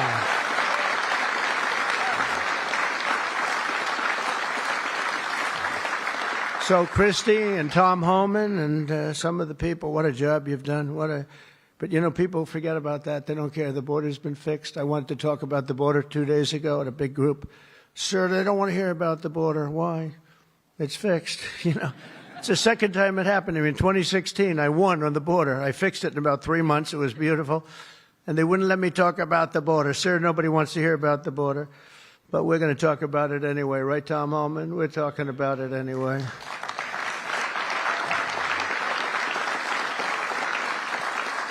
So we have a big number of dollars that's coming here because we want to keep it that way and we want to keep it fixed, and a record number of deportations. We're bringing criminals out by the thousands. Nobody can even imagine. They let people in that were murderers, 11,888 murderers, gang members, people from mental institutions and insane asylum. You know what that is? That's insane asylum. That's a mental institution on steroids. During the campaign, I talk about the late, great Hannibal Lecter. Do you know who that is, Hannibal Lecter? Silence of the Lambs. I'd talk about it and the fake news would go crazy. Why does he keep mentioning? Well, because we won in a landslide. That's why they don't want to have Hannibal in our midst. And the day I signed this bill into law, almost every major promise made in the 2024 campaign already will have become a promise kept. And that's very important. Promises made, promises kept. And according to the Council of Economic Advisors, these reforms will protect or create more than 7 million jobs, add 3.1% to economic growth, reduce taxes for the typical American by nearly 15%, and increase take-home pay for the normal family of 4 by at least $13,000, and that takes place immediately. That's not bad, right? Look, I'm looking at that guy back there, right? That's pretty good. And if we had a person over at the Fed that would lower interest rates a little bit, that would be helpful too. It's hard to believe. This is on top of, we have to fight this guy. He's not doing the job. Each point that he keeps it up is the equivalent of $300 billion. $300 billion. So if he loaded 2, it would save $600 billion. We have to work hard with cuts on that, right? That's a lot of cutting. And this guy could do it so easily. We don't have inflation. Well, we might have inflation. Yeah, and if you do, you raise the rate a little bit. That's okay. But we're going out because Biden gave us a lot of short-term debt. And given the short-term debt, he did us no favor. So I think what we'll do is we'll probably just extend the short-term debt and then go out, because I don't want to tie it up for 10 or 15 years at a high rate. But every point is it's really more, is $300 billion. So if we got it down to 1%, we're talking about almost $1 trillion in saving just with the stroke of a pen. No work, no missing anything, just like an accounting situation. Oh, Doug Collins. I just see Doug. Did I mention you, Doug? I don't think so. I'm glad I saw you. I'm glad that somebody's going to be in big trouble with you. They didn't write your name down, Doug. Somebody's in, I got you. So we think of that, though. We save, and all you have to do is so simple. I'm explaining to this guy, and Biden extended him. That wasn't good. I'm explaining to him, you can do so much for our country. You could save $1 trillion just with a stroke of a pen. Just the utterance of a sentence that we're going to be cutting. It's a shame. It's a shame. We're one of the highest. We should be the lowest. You know, with the United States of America, we'd have money coming in like at levels that they have never seen. I got a call the other day from the people in Congress because we're doing our bill. I didn't even tell you this, Mike, and they called. They said, there's something wrong with the numbers, sir. I said, what's wrong? I don't know. They're not balancing out. There's something really wrong. I said, is that a good thing or a bad thing? Well, we don't know. I said, what's the problem? We're taking in much more money than we have scheduled. I said, so far that sounds good. They said, how much is it? About $80 billion. I said, do me a favor, check the tariff line. They called me back an hour later. Sir, we've taken in $88 billion in tariffs. Isn't that a beautiful thing? $88 billion. I thought I'd tell these little stories.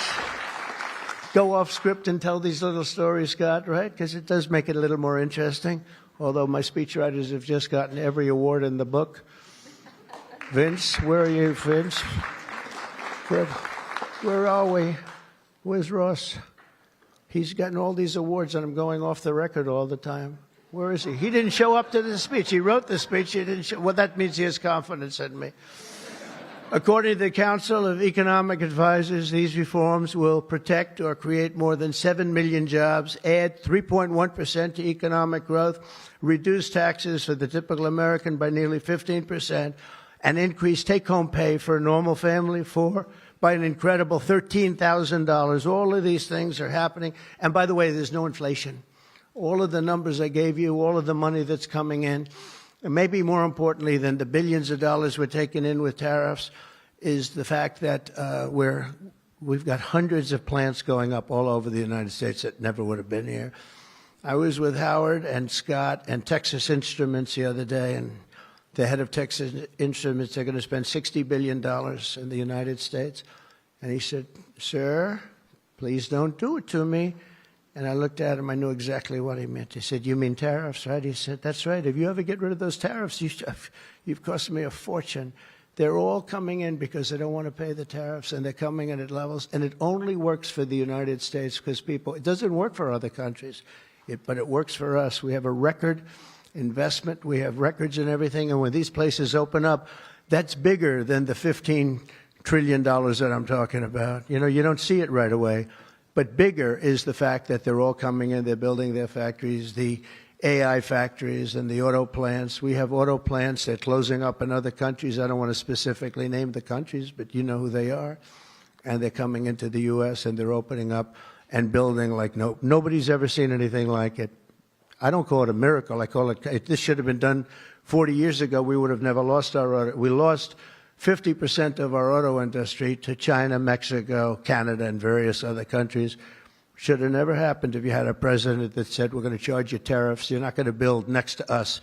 Send it in and take away our jobs. If you would have said 25, 50, or 100% tariff, not one company would have left. But they weren't business people. They were politicians, not very good ones, and some good ones, but some really not good at anything, to be honest with you. We're going to stop the largest tax hike, and we're going to do that in history. This would be, if the bill doesn't pass, there'll be a 68% tax increase. Think of that, 68%, which would be the largest in history by about 40 points. And we'll make the Trump tax cuts permanent, expand the child tax credit, and we will deliver no tax on tips, no tax on overtime, and no tax on Social Security for our great seniors.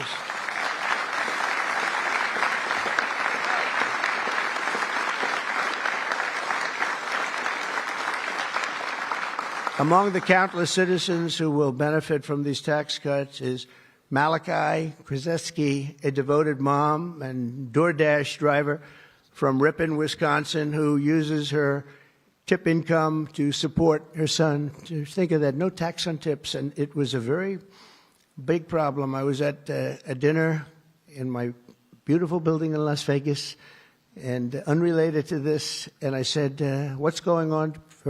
I will never say good-looking waitress, because looks don't matter anymore, you know, in our modern society.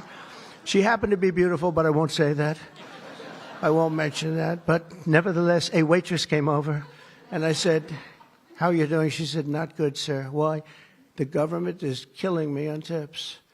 And she looked at me, she said, sir, there should be no tax on tips. I said, say it again. There should be no tax on tips. I said, that's the coolest thing I've ever heard. I walked outside, the press was there, as always, waiting for something bad to happen, hundreds of them. I said, ladies and gentlemen, please announce tonight there will be no tax on tips. And a legend was made. We won Nevada by so much. Republicans don't win Nevada. We won Nevada. So I want to thank that young, beautiful waitress. Thank you very much.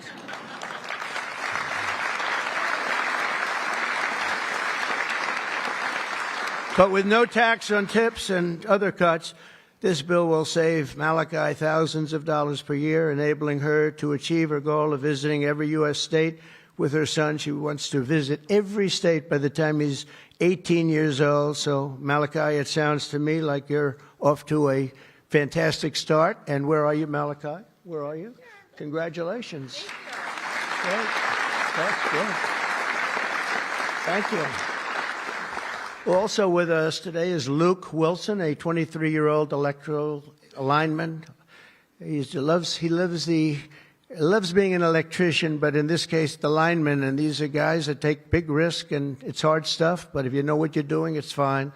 He's from Harmony, Pennsylvania, as well as Dee Sova, a truck driver from Springfield, Missouri, where, by the way, our beautiful planes landed, our B-2s. They landed after 36 hours of flying. Great going, Pete. And they hit the target. And they hit the target, and the target has now been proven to be obliterated, just as we said. We had little fake news from CNN. Thank you very much, CNN, for that. With 3 million miles of driving under her belt, who mentors other women in her industry. And I just want to say, Luke and Dee spend countless hours working overtime to help make this country run. And this bill, the typical overtime worker like them will take home nearly $1,500 extra every single year. So you're talking about at least $1,500, and there will be no harassment because you were being harassed by the Democrats. So Luke and Dee, congratulations to you both. Thank you very much. Congratulations, wherever you may be. Thank you. Thank you very much. Also with us is James Benson, a third-generation auto worker from Belleville, Michigan, who has spent 26 years at Ford Motor Company, which is doing very well. They have a lot of plants in this country. If you have plants in this country, you're going to make a lot of money. And is a member of a tremendous group of people, auto workers. And I'll tell you, we love these people. Auto workers for Trump, and I came through for them, but they were with me long before I really thought. A lot of people said, is he going to run again? Will he run? They've always been with me, the auto workers. James was a lifelong Democrat until 2017 when he saw the benefits of our tax law, and he also liked Trump. Now, sometimes they can like the law, but if they don't like the candidate, it's not going to matter, right? Is that right, Marco? Marco knows, because he has been one hell of a great Secretary of State, right? Stand up, Marco. Everybody respects Marco, right? True. Everybody respects him. Now we're delivering an even bigger win for the auto workers by making interest on car payments fully tax deductible. You know, that's something only rich people seem to have gotten. I said, you know, and that was my idea. It's pretty simple. But I said, you know, the rich people, they always looking for deductions. We want deductions. Linda, did I say, will you please stand up? Linda McMahon. So great. How much is Harvard going to be charged? How much are you asking for Harvard? Because they really have violated a lot of different caveats, haven't they? Huh? A lot, like a lot. They've been given $5 billion over the years. Can you imagine? And that's over a short number of years. That's just the beginning. They have $52 billion sitting in the bank, and they haven't been nice to our country. So I want to thank Linda McMahon, who's been really fantastic. But I said, on interest, I said, why couldn't we, if a car is made in the United States only, because otherwise we don't care if it's made someplace else, give the people that buy the car a deduction on the interest that they're paying to buy the car. And people said, what a great idea. It's so simple. It's like the paperclip. Somebody came up with the idea of a paperclip many years ago, 1817, and he became a very rich person. And everybody looked at it and said, why the hell didn't I think of that? But it's like the paperclip, but only if the car is made in America. Remember that, James. We're going to keep those Michigan auto factories roaring. And as you know, we won Michigan by a lot, Susie, right? We won Michigan by a big margin, and something that typically is not easy, but I think we've won it. I actually think we've won it 3 times in a row. So it's been a great state, but a big factor with the auto workers. They went with us very big, and I love them.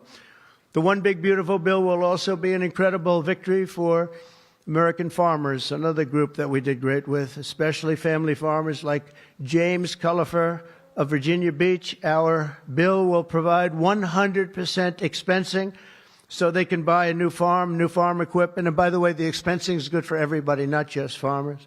And it'll virtually eliminate the so-called estate tax or the death tax.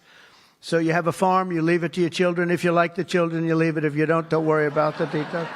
No, some people don't want to leave them. They don't like their kids, you know? Anybody in here not liking their children, farmers? But if you like your kids, you want to leave it. And a lot of times what was happening before I got there, because I put this in the first tax bill, as you know, but people would die. They'd leave their farm. There was no cash, but there was value to the farm, sometimes good value. It's called real estate rich and cash poor. And the kids had no money, and they'd be foreclosed out by a bank. They'd borrow money to pay the estate tax. You don't have to pay estate tax anymore. That's pretty big stuff. So for the farmers and for others in small business, it's great. But James's family has been working in the land for generations, and with this bill, we will ensure that family farms like his can stay in the family for many generations to come. Where's James? James, around? Where's James?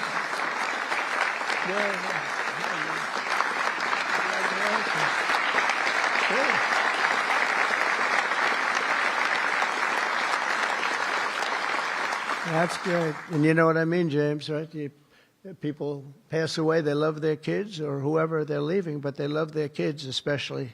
And you won't have the family farmer anymore the long time because they were losing them to the banks, and they were losing them at record numbers. It's not going to happen anymore. There's no tax. We're also going to empower American parents by expanding opportunity scholarships to provide school choice. School choice is a big deal.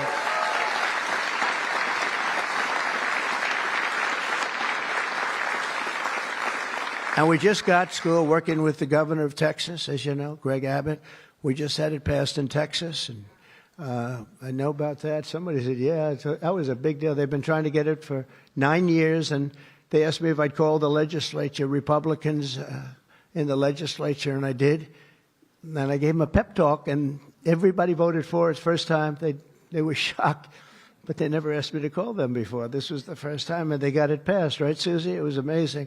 And it was something that Dan and Greg and everybody, they really wanted it. And Ted Cruz wanted it badly. They all wanted it. So we got it in Texas. But you're going to have it. More and more people are talking about school choice. Good thing. This will be the godsend for mothers like Angelina Banks from Philadelphia. Where's Angelina? Where is Angelina? Oh. Oh. Oh. You are very pretty. She went out for a second and she's coming back. Okay? Where's Ange? Come on over here, Angelina. Oh, that's terrible. Oh, wow. How are you? I won't ask you where you've been, okay? I promise. But it's great to have you. It's great to have. I mentioned your name. I said, where's Angelina? He said, she'll be right back, sir. Thank you very much. Appreciate it. And Aubrey and Ava Jane, Angelina says the tax relief for child care and education are a foundation for stability and dignity. I think those were your words, right? Stability and dignity. Good words for her family. And with the One Big Beautiful Bill, we're delivering both empowering hundreds of thousands of families to choose the public, private, charter, religious school, or the home school of their choice. And Angelina, thank you very much for being with us. Beautiful. Beautiful.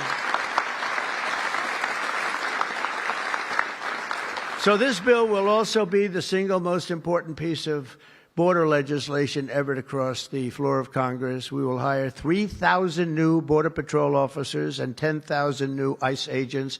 And these people are great. I tell you what, I got to know a lot of them. And we have tremendous representation. They've been for me from day one. In fact, I shouldn't say this, but they endorsed me when I first ran, almost at the beginning. And they weren't sure if they were allowed to endorse me. And they said, we don't care, we're endorsing you. But they were great, and they've been my friends ever since. But think of that. So we're going to hire 3,000 new Border Patrol officers, 10,000 new ICE agents. And, you know, these ICE guys, they go into war zones, and they're tough, and they love our country. And if you're not going to be tough, you're not going to do well. But they are tough, and they'll break into a pack, and they call them a pack. Some of these packs come out of the jails of Venezuela. They come from places that you don't want to know about. They're gang members that have been all sent in here through Biden's open door stupid policy. The dumbest policy, I think, well, we have a lot of dumb policies, but the worst, I think, is open borders, where anybody comes into our country totally unvetted, totally unchecked.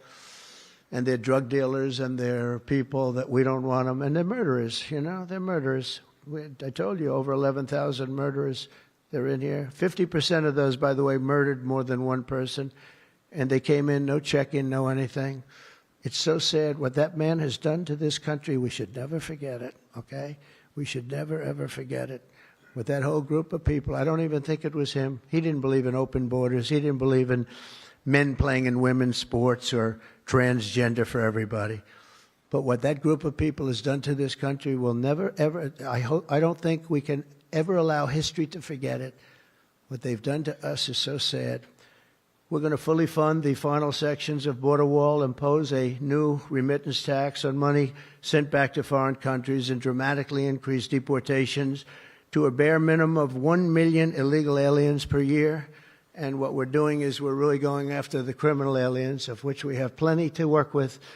People say, well, that's a lot, isn't it? Well, remember, these countries are very smart. They're headed up by people I know. In almost all cases, they're very smart people, and they have the people of great common sense. They're not sending their good people out. They're sending the bad people out, and they put them into caravans. I think I came up with that name, but somebody did. It's a great name, a caravan. Thousands and sometimes as many as 30,000 people walking right into our country. Again, last month we had none. Think of that. It's almost, people say it's almost impossible. But they come in, and at a minimum, they're not people that work very hard. They're people that are on welfare. They don't want them. They don't want them. They give them to us. It's incredible what's happened, and it's so sad to see. It's so sad. It could make you just sick to your stomach when you think about it. I was going to say it could make you cry, but I like to pretend I never cry.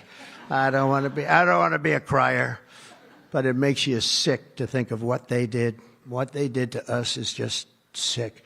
And guys, if we didn't have a Tom Homan, and if we didn't have some of the guys that we have working so hard and dangerously, the country wouldn't stand a chance. But we're getting them out, not as fast as they came in, because they came in and you'd see hundreds of thousands pour into our country in a day.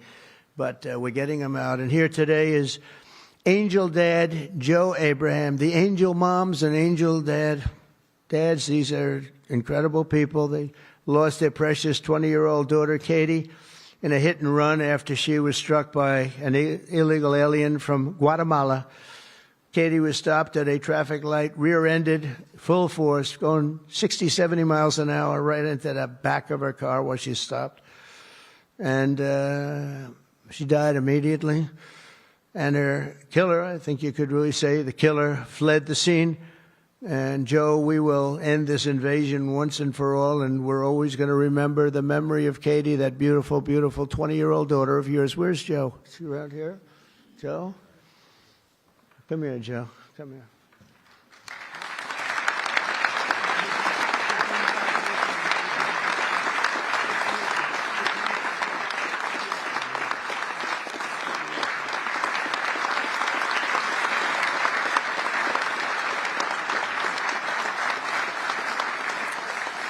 Oh, boy, oh, boy, oh, boy.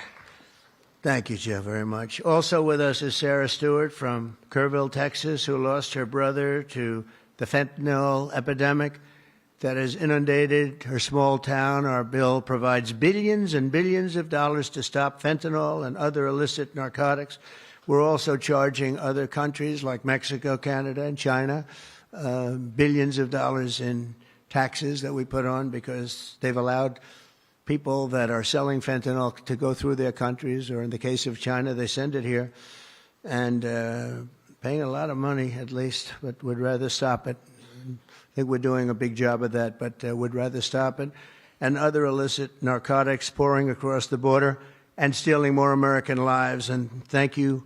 Sarah will not rest until that fight is done. We're going to get that fight done. Sarah Stewart is where? Sarah? Hi, Sarah. Beautiful. Thank you. Good guy, huh? Yeah. I can see that. I also want to thank the president of the National Border Patrol. His name is Paul Perez. He's been with me from the beginning.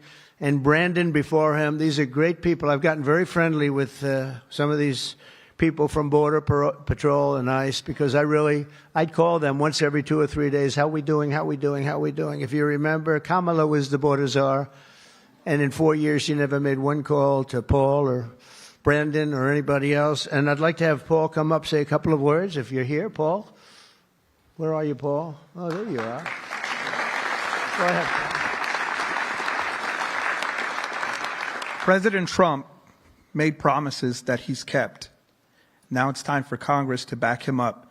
We need to end the chaotic and recklessness that Biden allowed into this country. The millions of people that are out there, we're going to get with this big, beautiful bill. We've got the funding, we've got the technology, we need everything in that bill to get it done so that no more families are victimized. And those that have victimized families, we can go get them out with ICE. Our officers and agents are not afraid. We're ready to take this fight to them, and we've been so because of President Trump's leadership. Thank you, sir.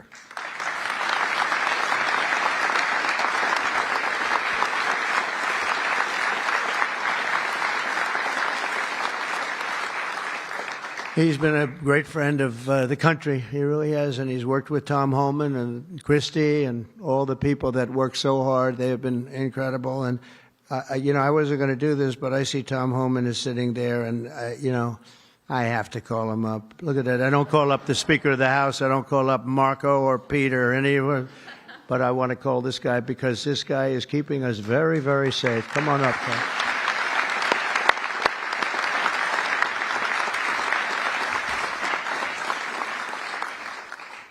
Well, look, I think this issue of the big, beautiful bill should be nonpartisan.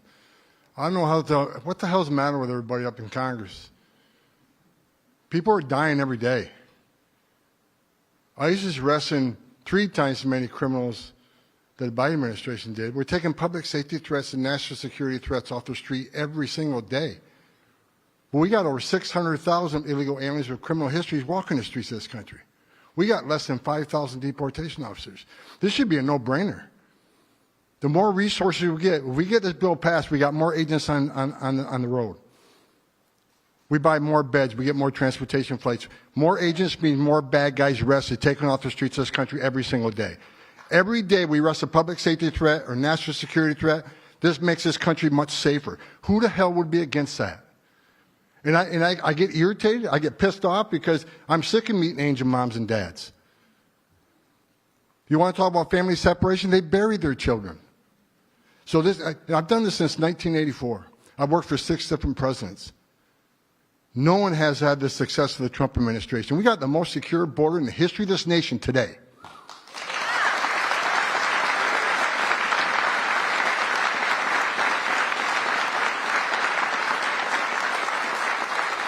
But we need more border wall. Border walls save lives. Women and children can't get over that wall, which means they go to a place where there's not a wall. And what's waiting on them? The men and women of the Border Patrol who take care of the humanitarian needs and save their lives. We already got fentanyl seizures down half. Fentanyl seizures should be 100%. We should have zero fentanyl coming to this country. We need money to help secure that border at a higher level. Stop the fentanyl from coming in. Stop the sex trafficking of women and children. Stop the known inspected terrorists coming across that border. Right now, I was looking at the stats today. ICE is arresting a record number of known suspected terrorists in this country, along with the FBI. With more money, we can arrest more of these people, make this country safer. This is a nonpartisan issue. Let's make this country safe again. So to the Democrats and the Republicans and the Independents, I don't care who you're from, pass the bill so we can make this country safe, so we can stop the violence against ICE officers. Let's make this country safe again. And without that bill, it's going to be a hard road. We got a lot of people to look for, a lot of people to arrest, a lot of national security threats we know are in this country. We need to find them. We need more money to do that. We need more agents to do that. For God's sake, let's pass this bill and get this done.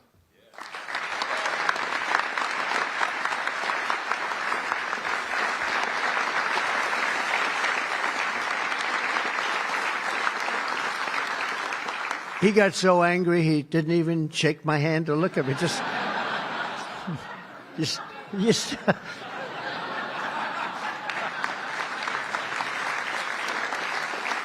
But he's right. He's right. And we have no money for the border if we don't pass this bill. We have virtually nothing. And so we're going to get it done for you, Tom, and for all of the people that have worked with you. It's been amazing, the job you've done. And just in finishing, look, this is the largest tax cut in the history of our country.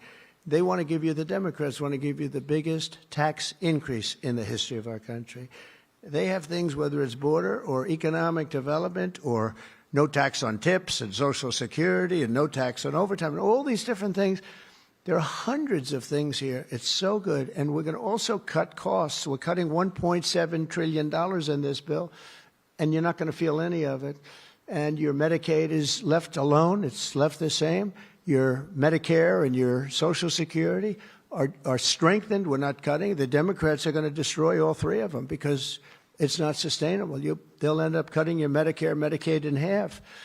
So we're going to do a real job. It's so important. So if you can, call your senators, call your congressmen. We have to get the vote. I want to thank you. You have been unbelievable, Mr. Speaker. You have worked round the clock for months,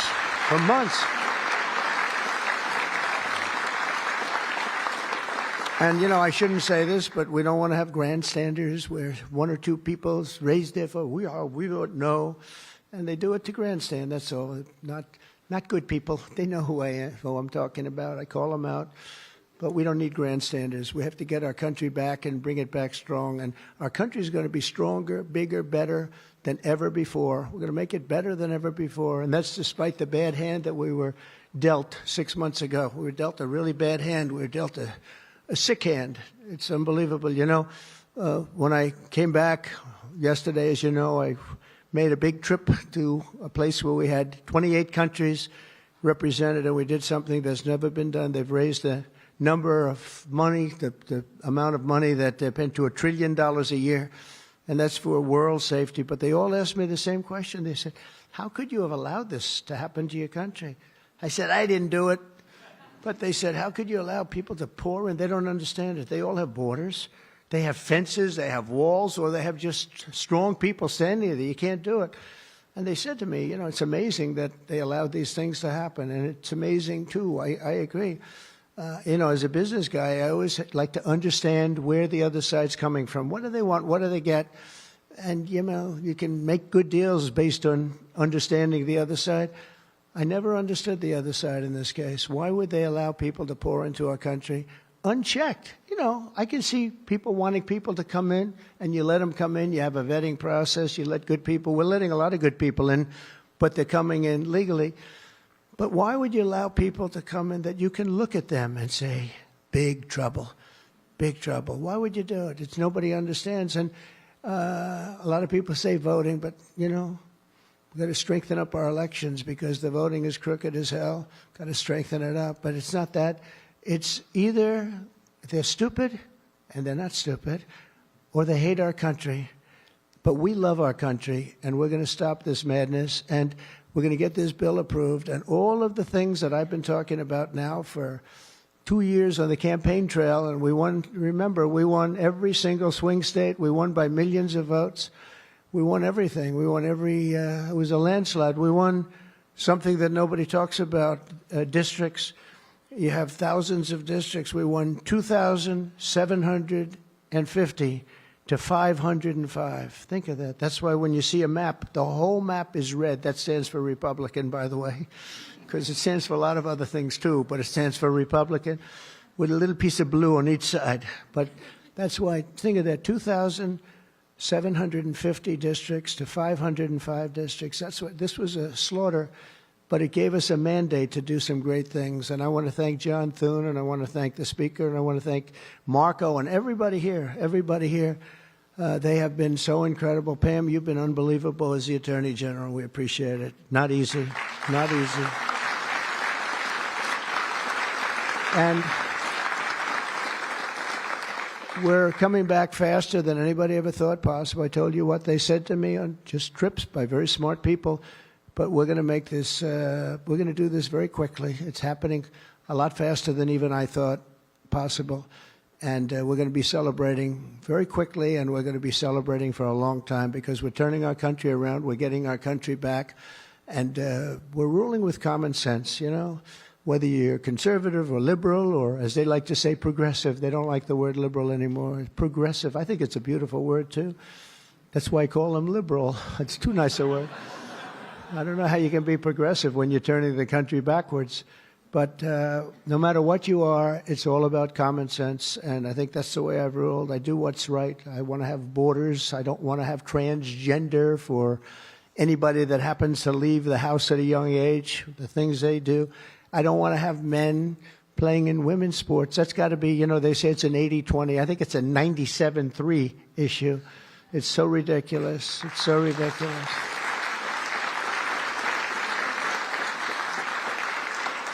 There was a long-distance race the other day, or at least reasonably recently, and they had a top man and they had top woman, but it was a woman's race, and the man entered. He happened to be transitioned. Isn't that lovely?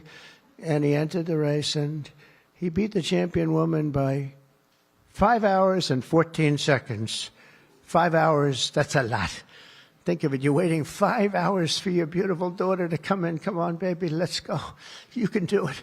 He won by 5 hours and 14 seconds. It is crazy, and it's so demeaning, and they don't want to change. I see it the other day. Guys like Schumer, our great Palestinian senator, this guy, no, he's changed. He used to like Jewish people. Now he's totally against Jewish people. It's the most incredible transformation I think I've ever seen. But who would allow this to happen? In other sports, the same thing. Try the weightlifting numbers someday. You want to see some big differences. In a million years, the women will never catch these numbers. It's not going to happen. And it's very demeaning to women, and I don't like it when it's demeaning to women. So we're turning the country around fast. We love you all. Thank you very much, and good luck. Thank you.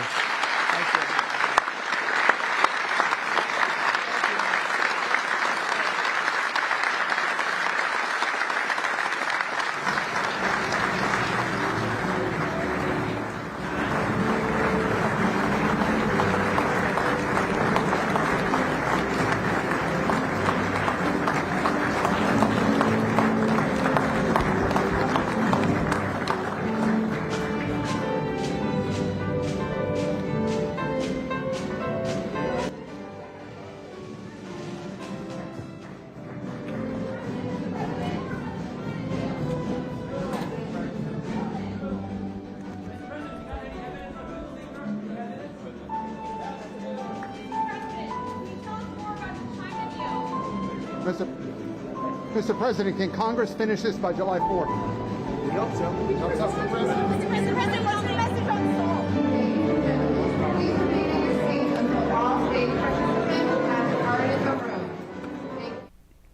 President Trump highlighting the one big beautiful bill in an event in the East Room, how important it is to pass this for those working men and women who were flanked behind him, who really support this consumer economy, on top of those angel moms and dads. It was a great point by Border Czar Tom Homan that they talk about separation of families. What about permanent separation when your child or significant other or another member of the family has been murdered by an illegal alien. Something to think about. United States Senate get to work and get this bill to the president's desk for much needed tax relief to finally secure our border once and for all. And as Borders Our Home and put it, he's worked for 6 presidents since 1984. No one has done it better than Donald Trump.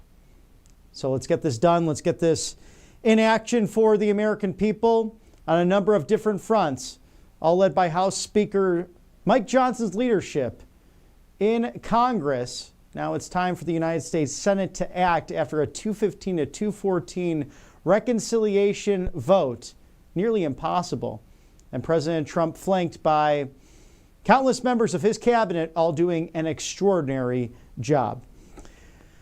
We'd like to thank you for tuning in for a huge day of news here on Right Side Broadcasting Network Live, our live desk bringing you all of what's happening inside and outside of the Beltway. But never fear, in roughly 55 minutes from now, it's episode 3 of The Voice of Reason with yours truly. We're diving into the Theodore Oman story, his life, his legacy, and a project that will culminate into getting the Declaration of Independence and the Constitution, as well as our founding documents, into every single school in the United States of America. Whether it be private or public, you will not want to miss the gentleman who's on a mission to fulfill what Theodore had envisioned years ago. His name is Mark Hill. He's from the Prairie State of Illinois, and he joins us on The Voice of Reason. We'll also be diving into just why President Trump is within his constitutional bounds to do what he did on Saturday night, Sunday morning for Iran, and the success that was those strikes that led to a quick ceasefire. Peace through strength. It's MAGA. It's positive populism with a spin and twist, slightly a dash of that classic Western charm. It's The Voice of Reason, episode 3. We'll see you at 6 o'clock Eastern, so stick with us tonight on Right Side Broadcasting Network. Get all of your America First updates and exclusive offers at rsbnetwork.com/newsletter. And thank you especially for that photo. That's from Tombstone, Arizona, a few years back by a dear friend of mine, Sam Jage.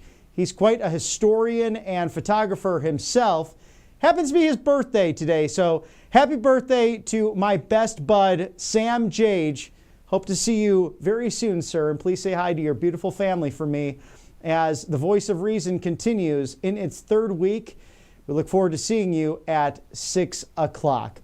It's been a pleasure to be with you here today on the right side of history as we see the sun setting beautiful over the White House at 1600 Pennsylvania Avenue in your federal city of Washington, D.C. Hey, it's 5 o'clock somewhere, 5:07 on the East Coast, 2:07 on the West Coast.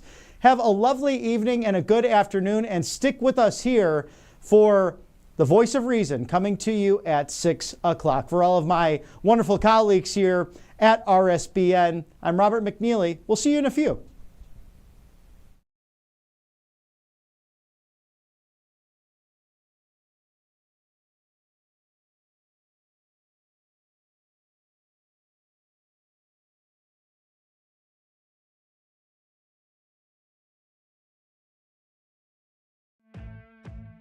Welcome to Right Side Broadcasting Network, your trusted conservative news outlet. At RSBN, we deliver the truth when the mainstream media falls short. Since 2015, we've proudly broadcasted every single one of President Trump's iconic MAGA rallies, bringing you the excitement and energy live before anyone else. By watching RSBN, you get an unfiltered front row view of the action on the ground. We interview the crowds to give a voice to millions of Americans just like you. We show you President Trump's speeches in their entirety, free from interruptions and censorship. We cover the stories that matter to you with the integrity and passion you deserve. Thank you for choosing RSBN as your home for America First News. Together, we stand strong, united, and informed. So join us and be part of the right side of history. Hey y'all, it's Silk from the Diamond and Silk Chit Chat Live Show. Look, don't forget to check me out right here on RSBN Network. Be sure to watch the show on Right Side Broadcasting Network, and I want you to support Right Side Broadcasting Network. Yes, it's imperative that you do so, okay? I look to see y'all soon. Bye-bye. To celebrate our newest launch, Rev 7, I'm bringing you an amazing introductory offer, plus an exclusive overstock sale that you're not going to want to miss. Rev 7 is our premium energy drink that tastes great and gives you energy all day with no jitters and no crashes. That's because there's no sugar and no caffeine. I'm so sure you're going to love Rev 7 that for a limited time you can try our 3-pack absolutely free. Or check out our Percale bed sheets. I can't believe I'm even going to say this. Every color, every style, every size, only $29.88. So go to mypillow.com or call the number on your screen. Use your promo code to save 20% on our Rev 7 12-packs or try our introductory 3-pack absolutely free. And our Percale bed sheets, all sizes only $29.88, even the queens and kings. Inventory is extremely limited, so order now.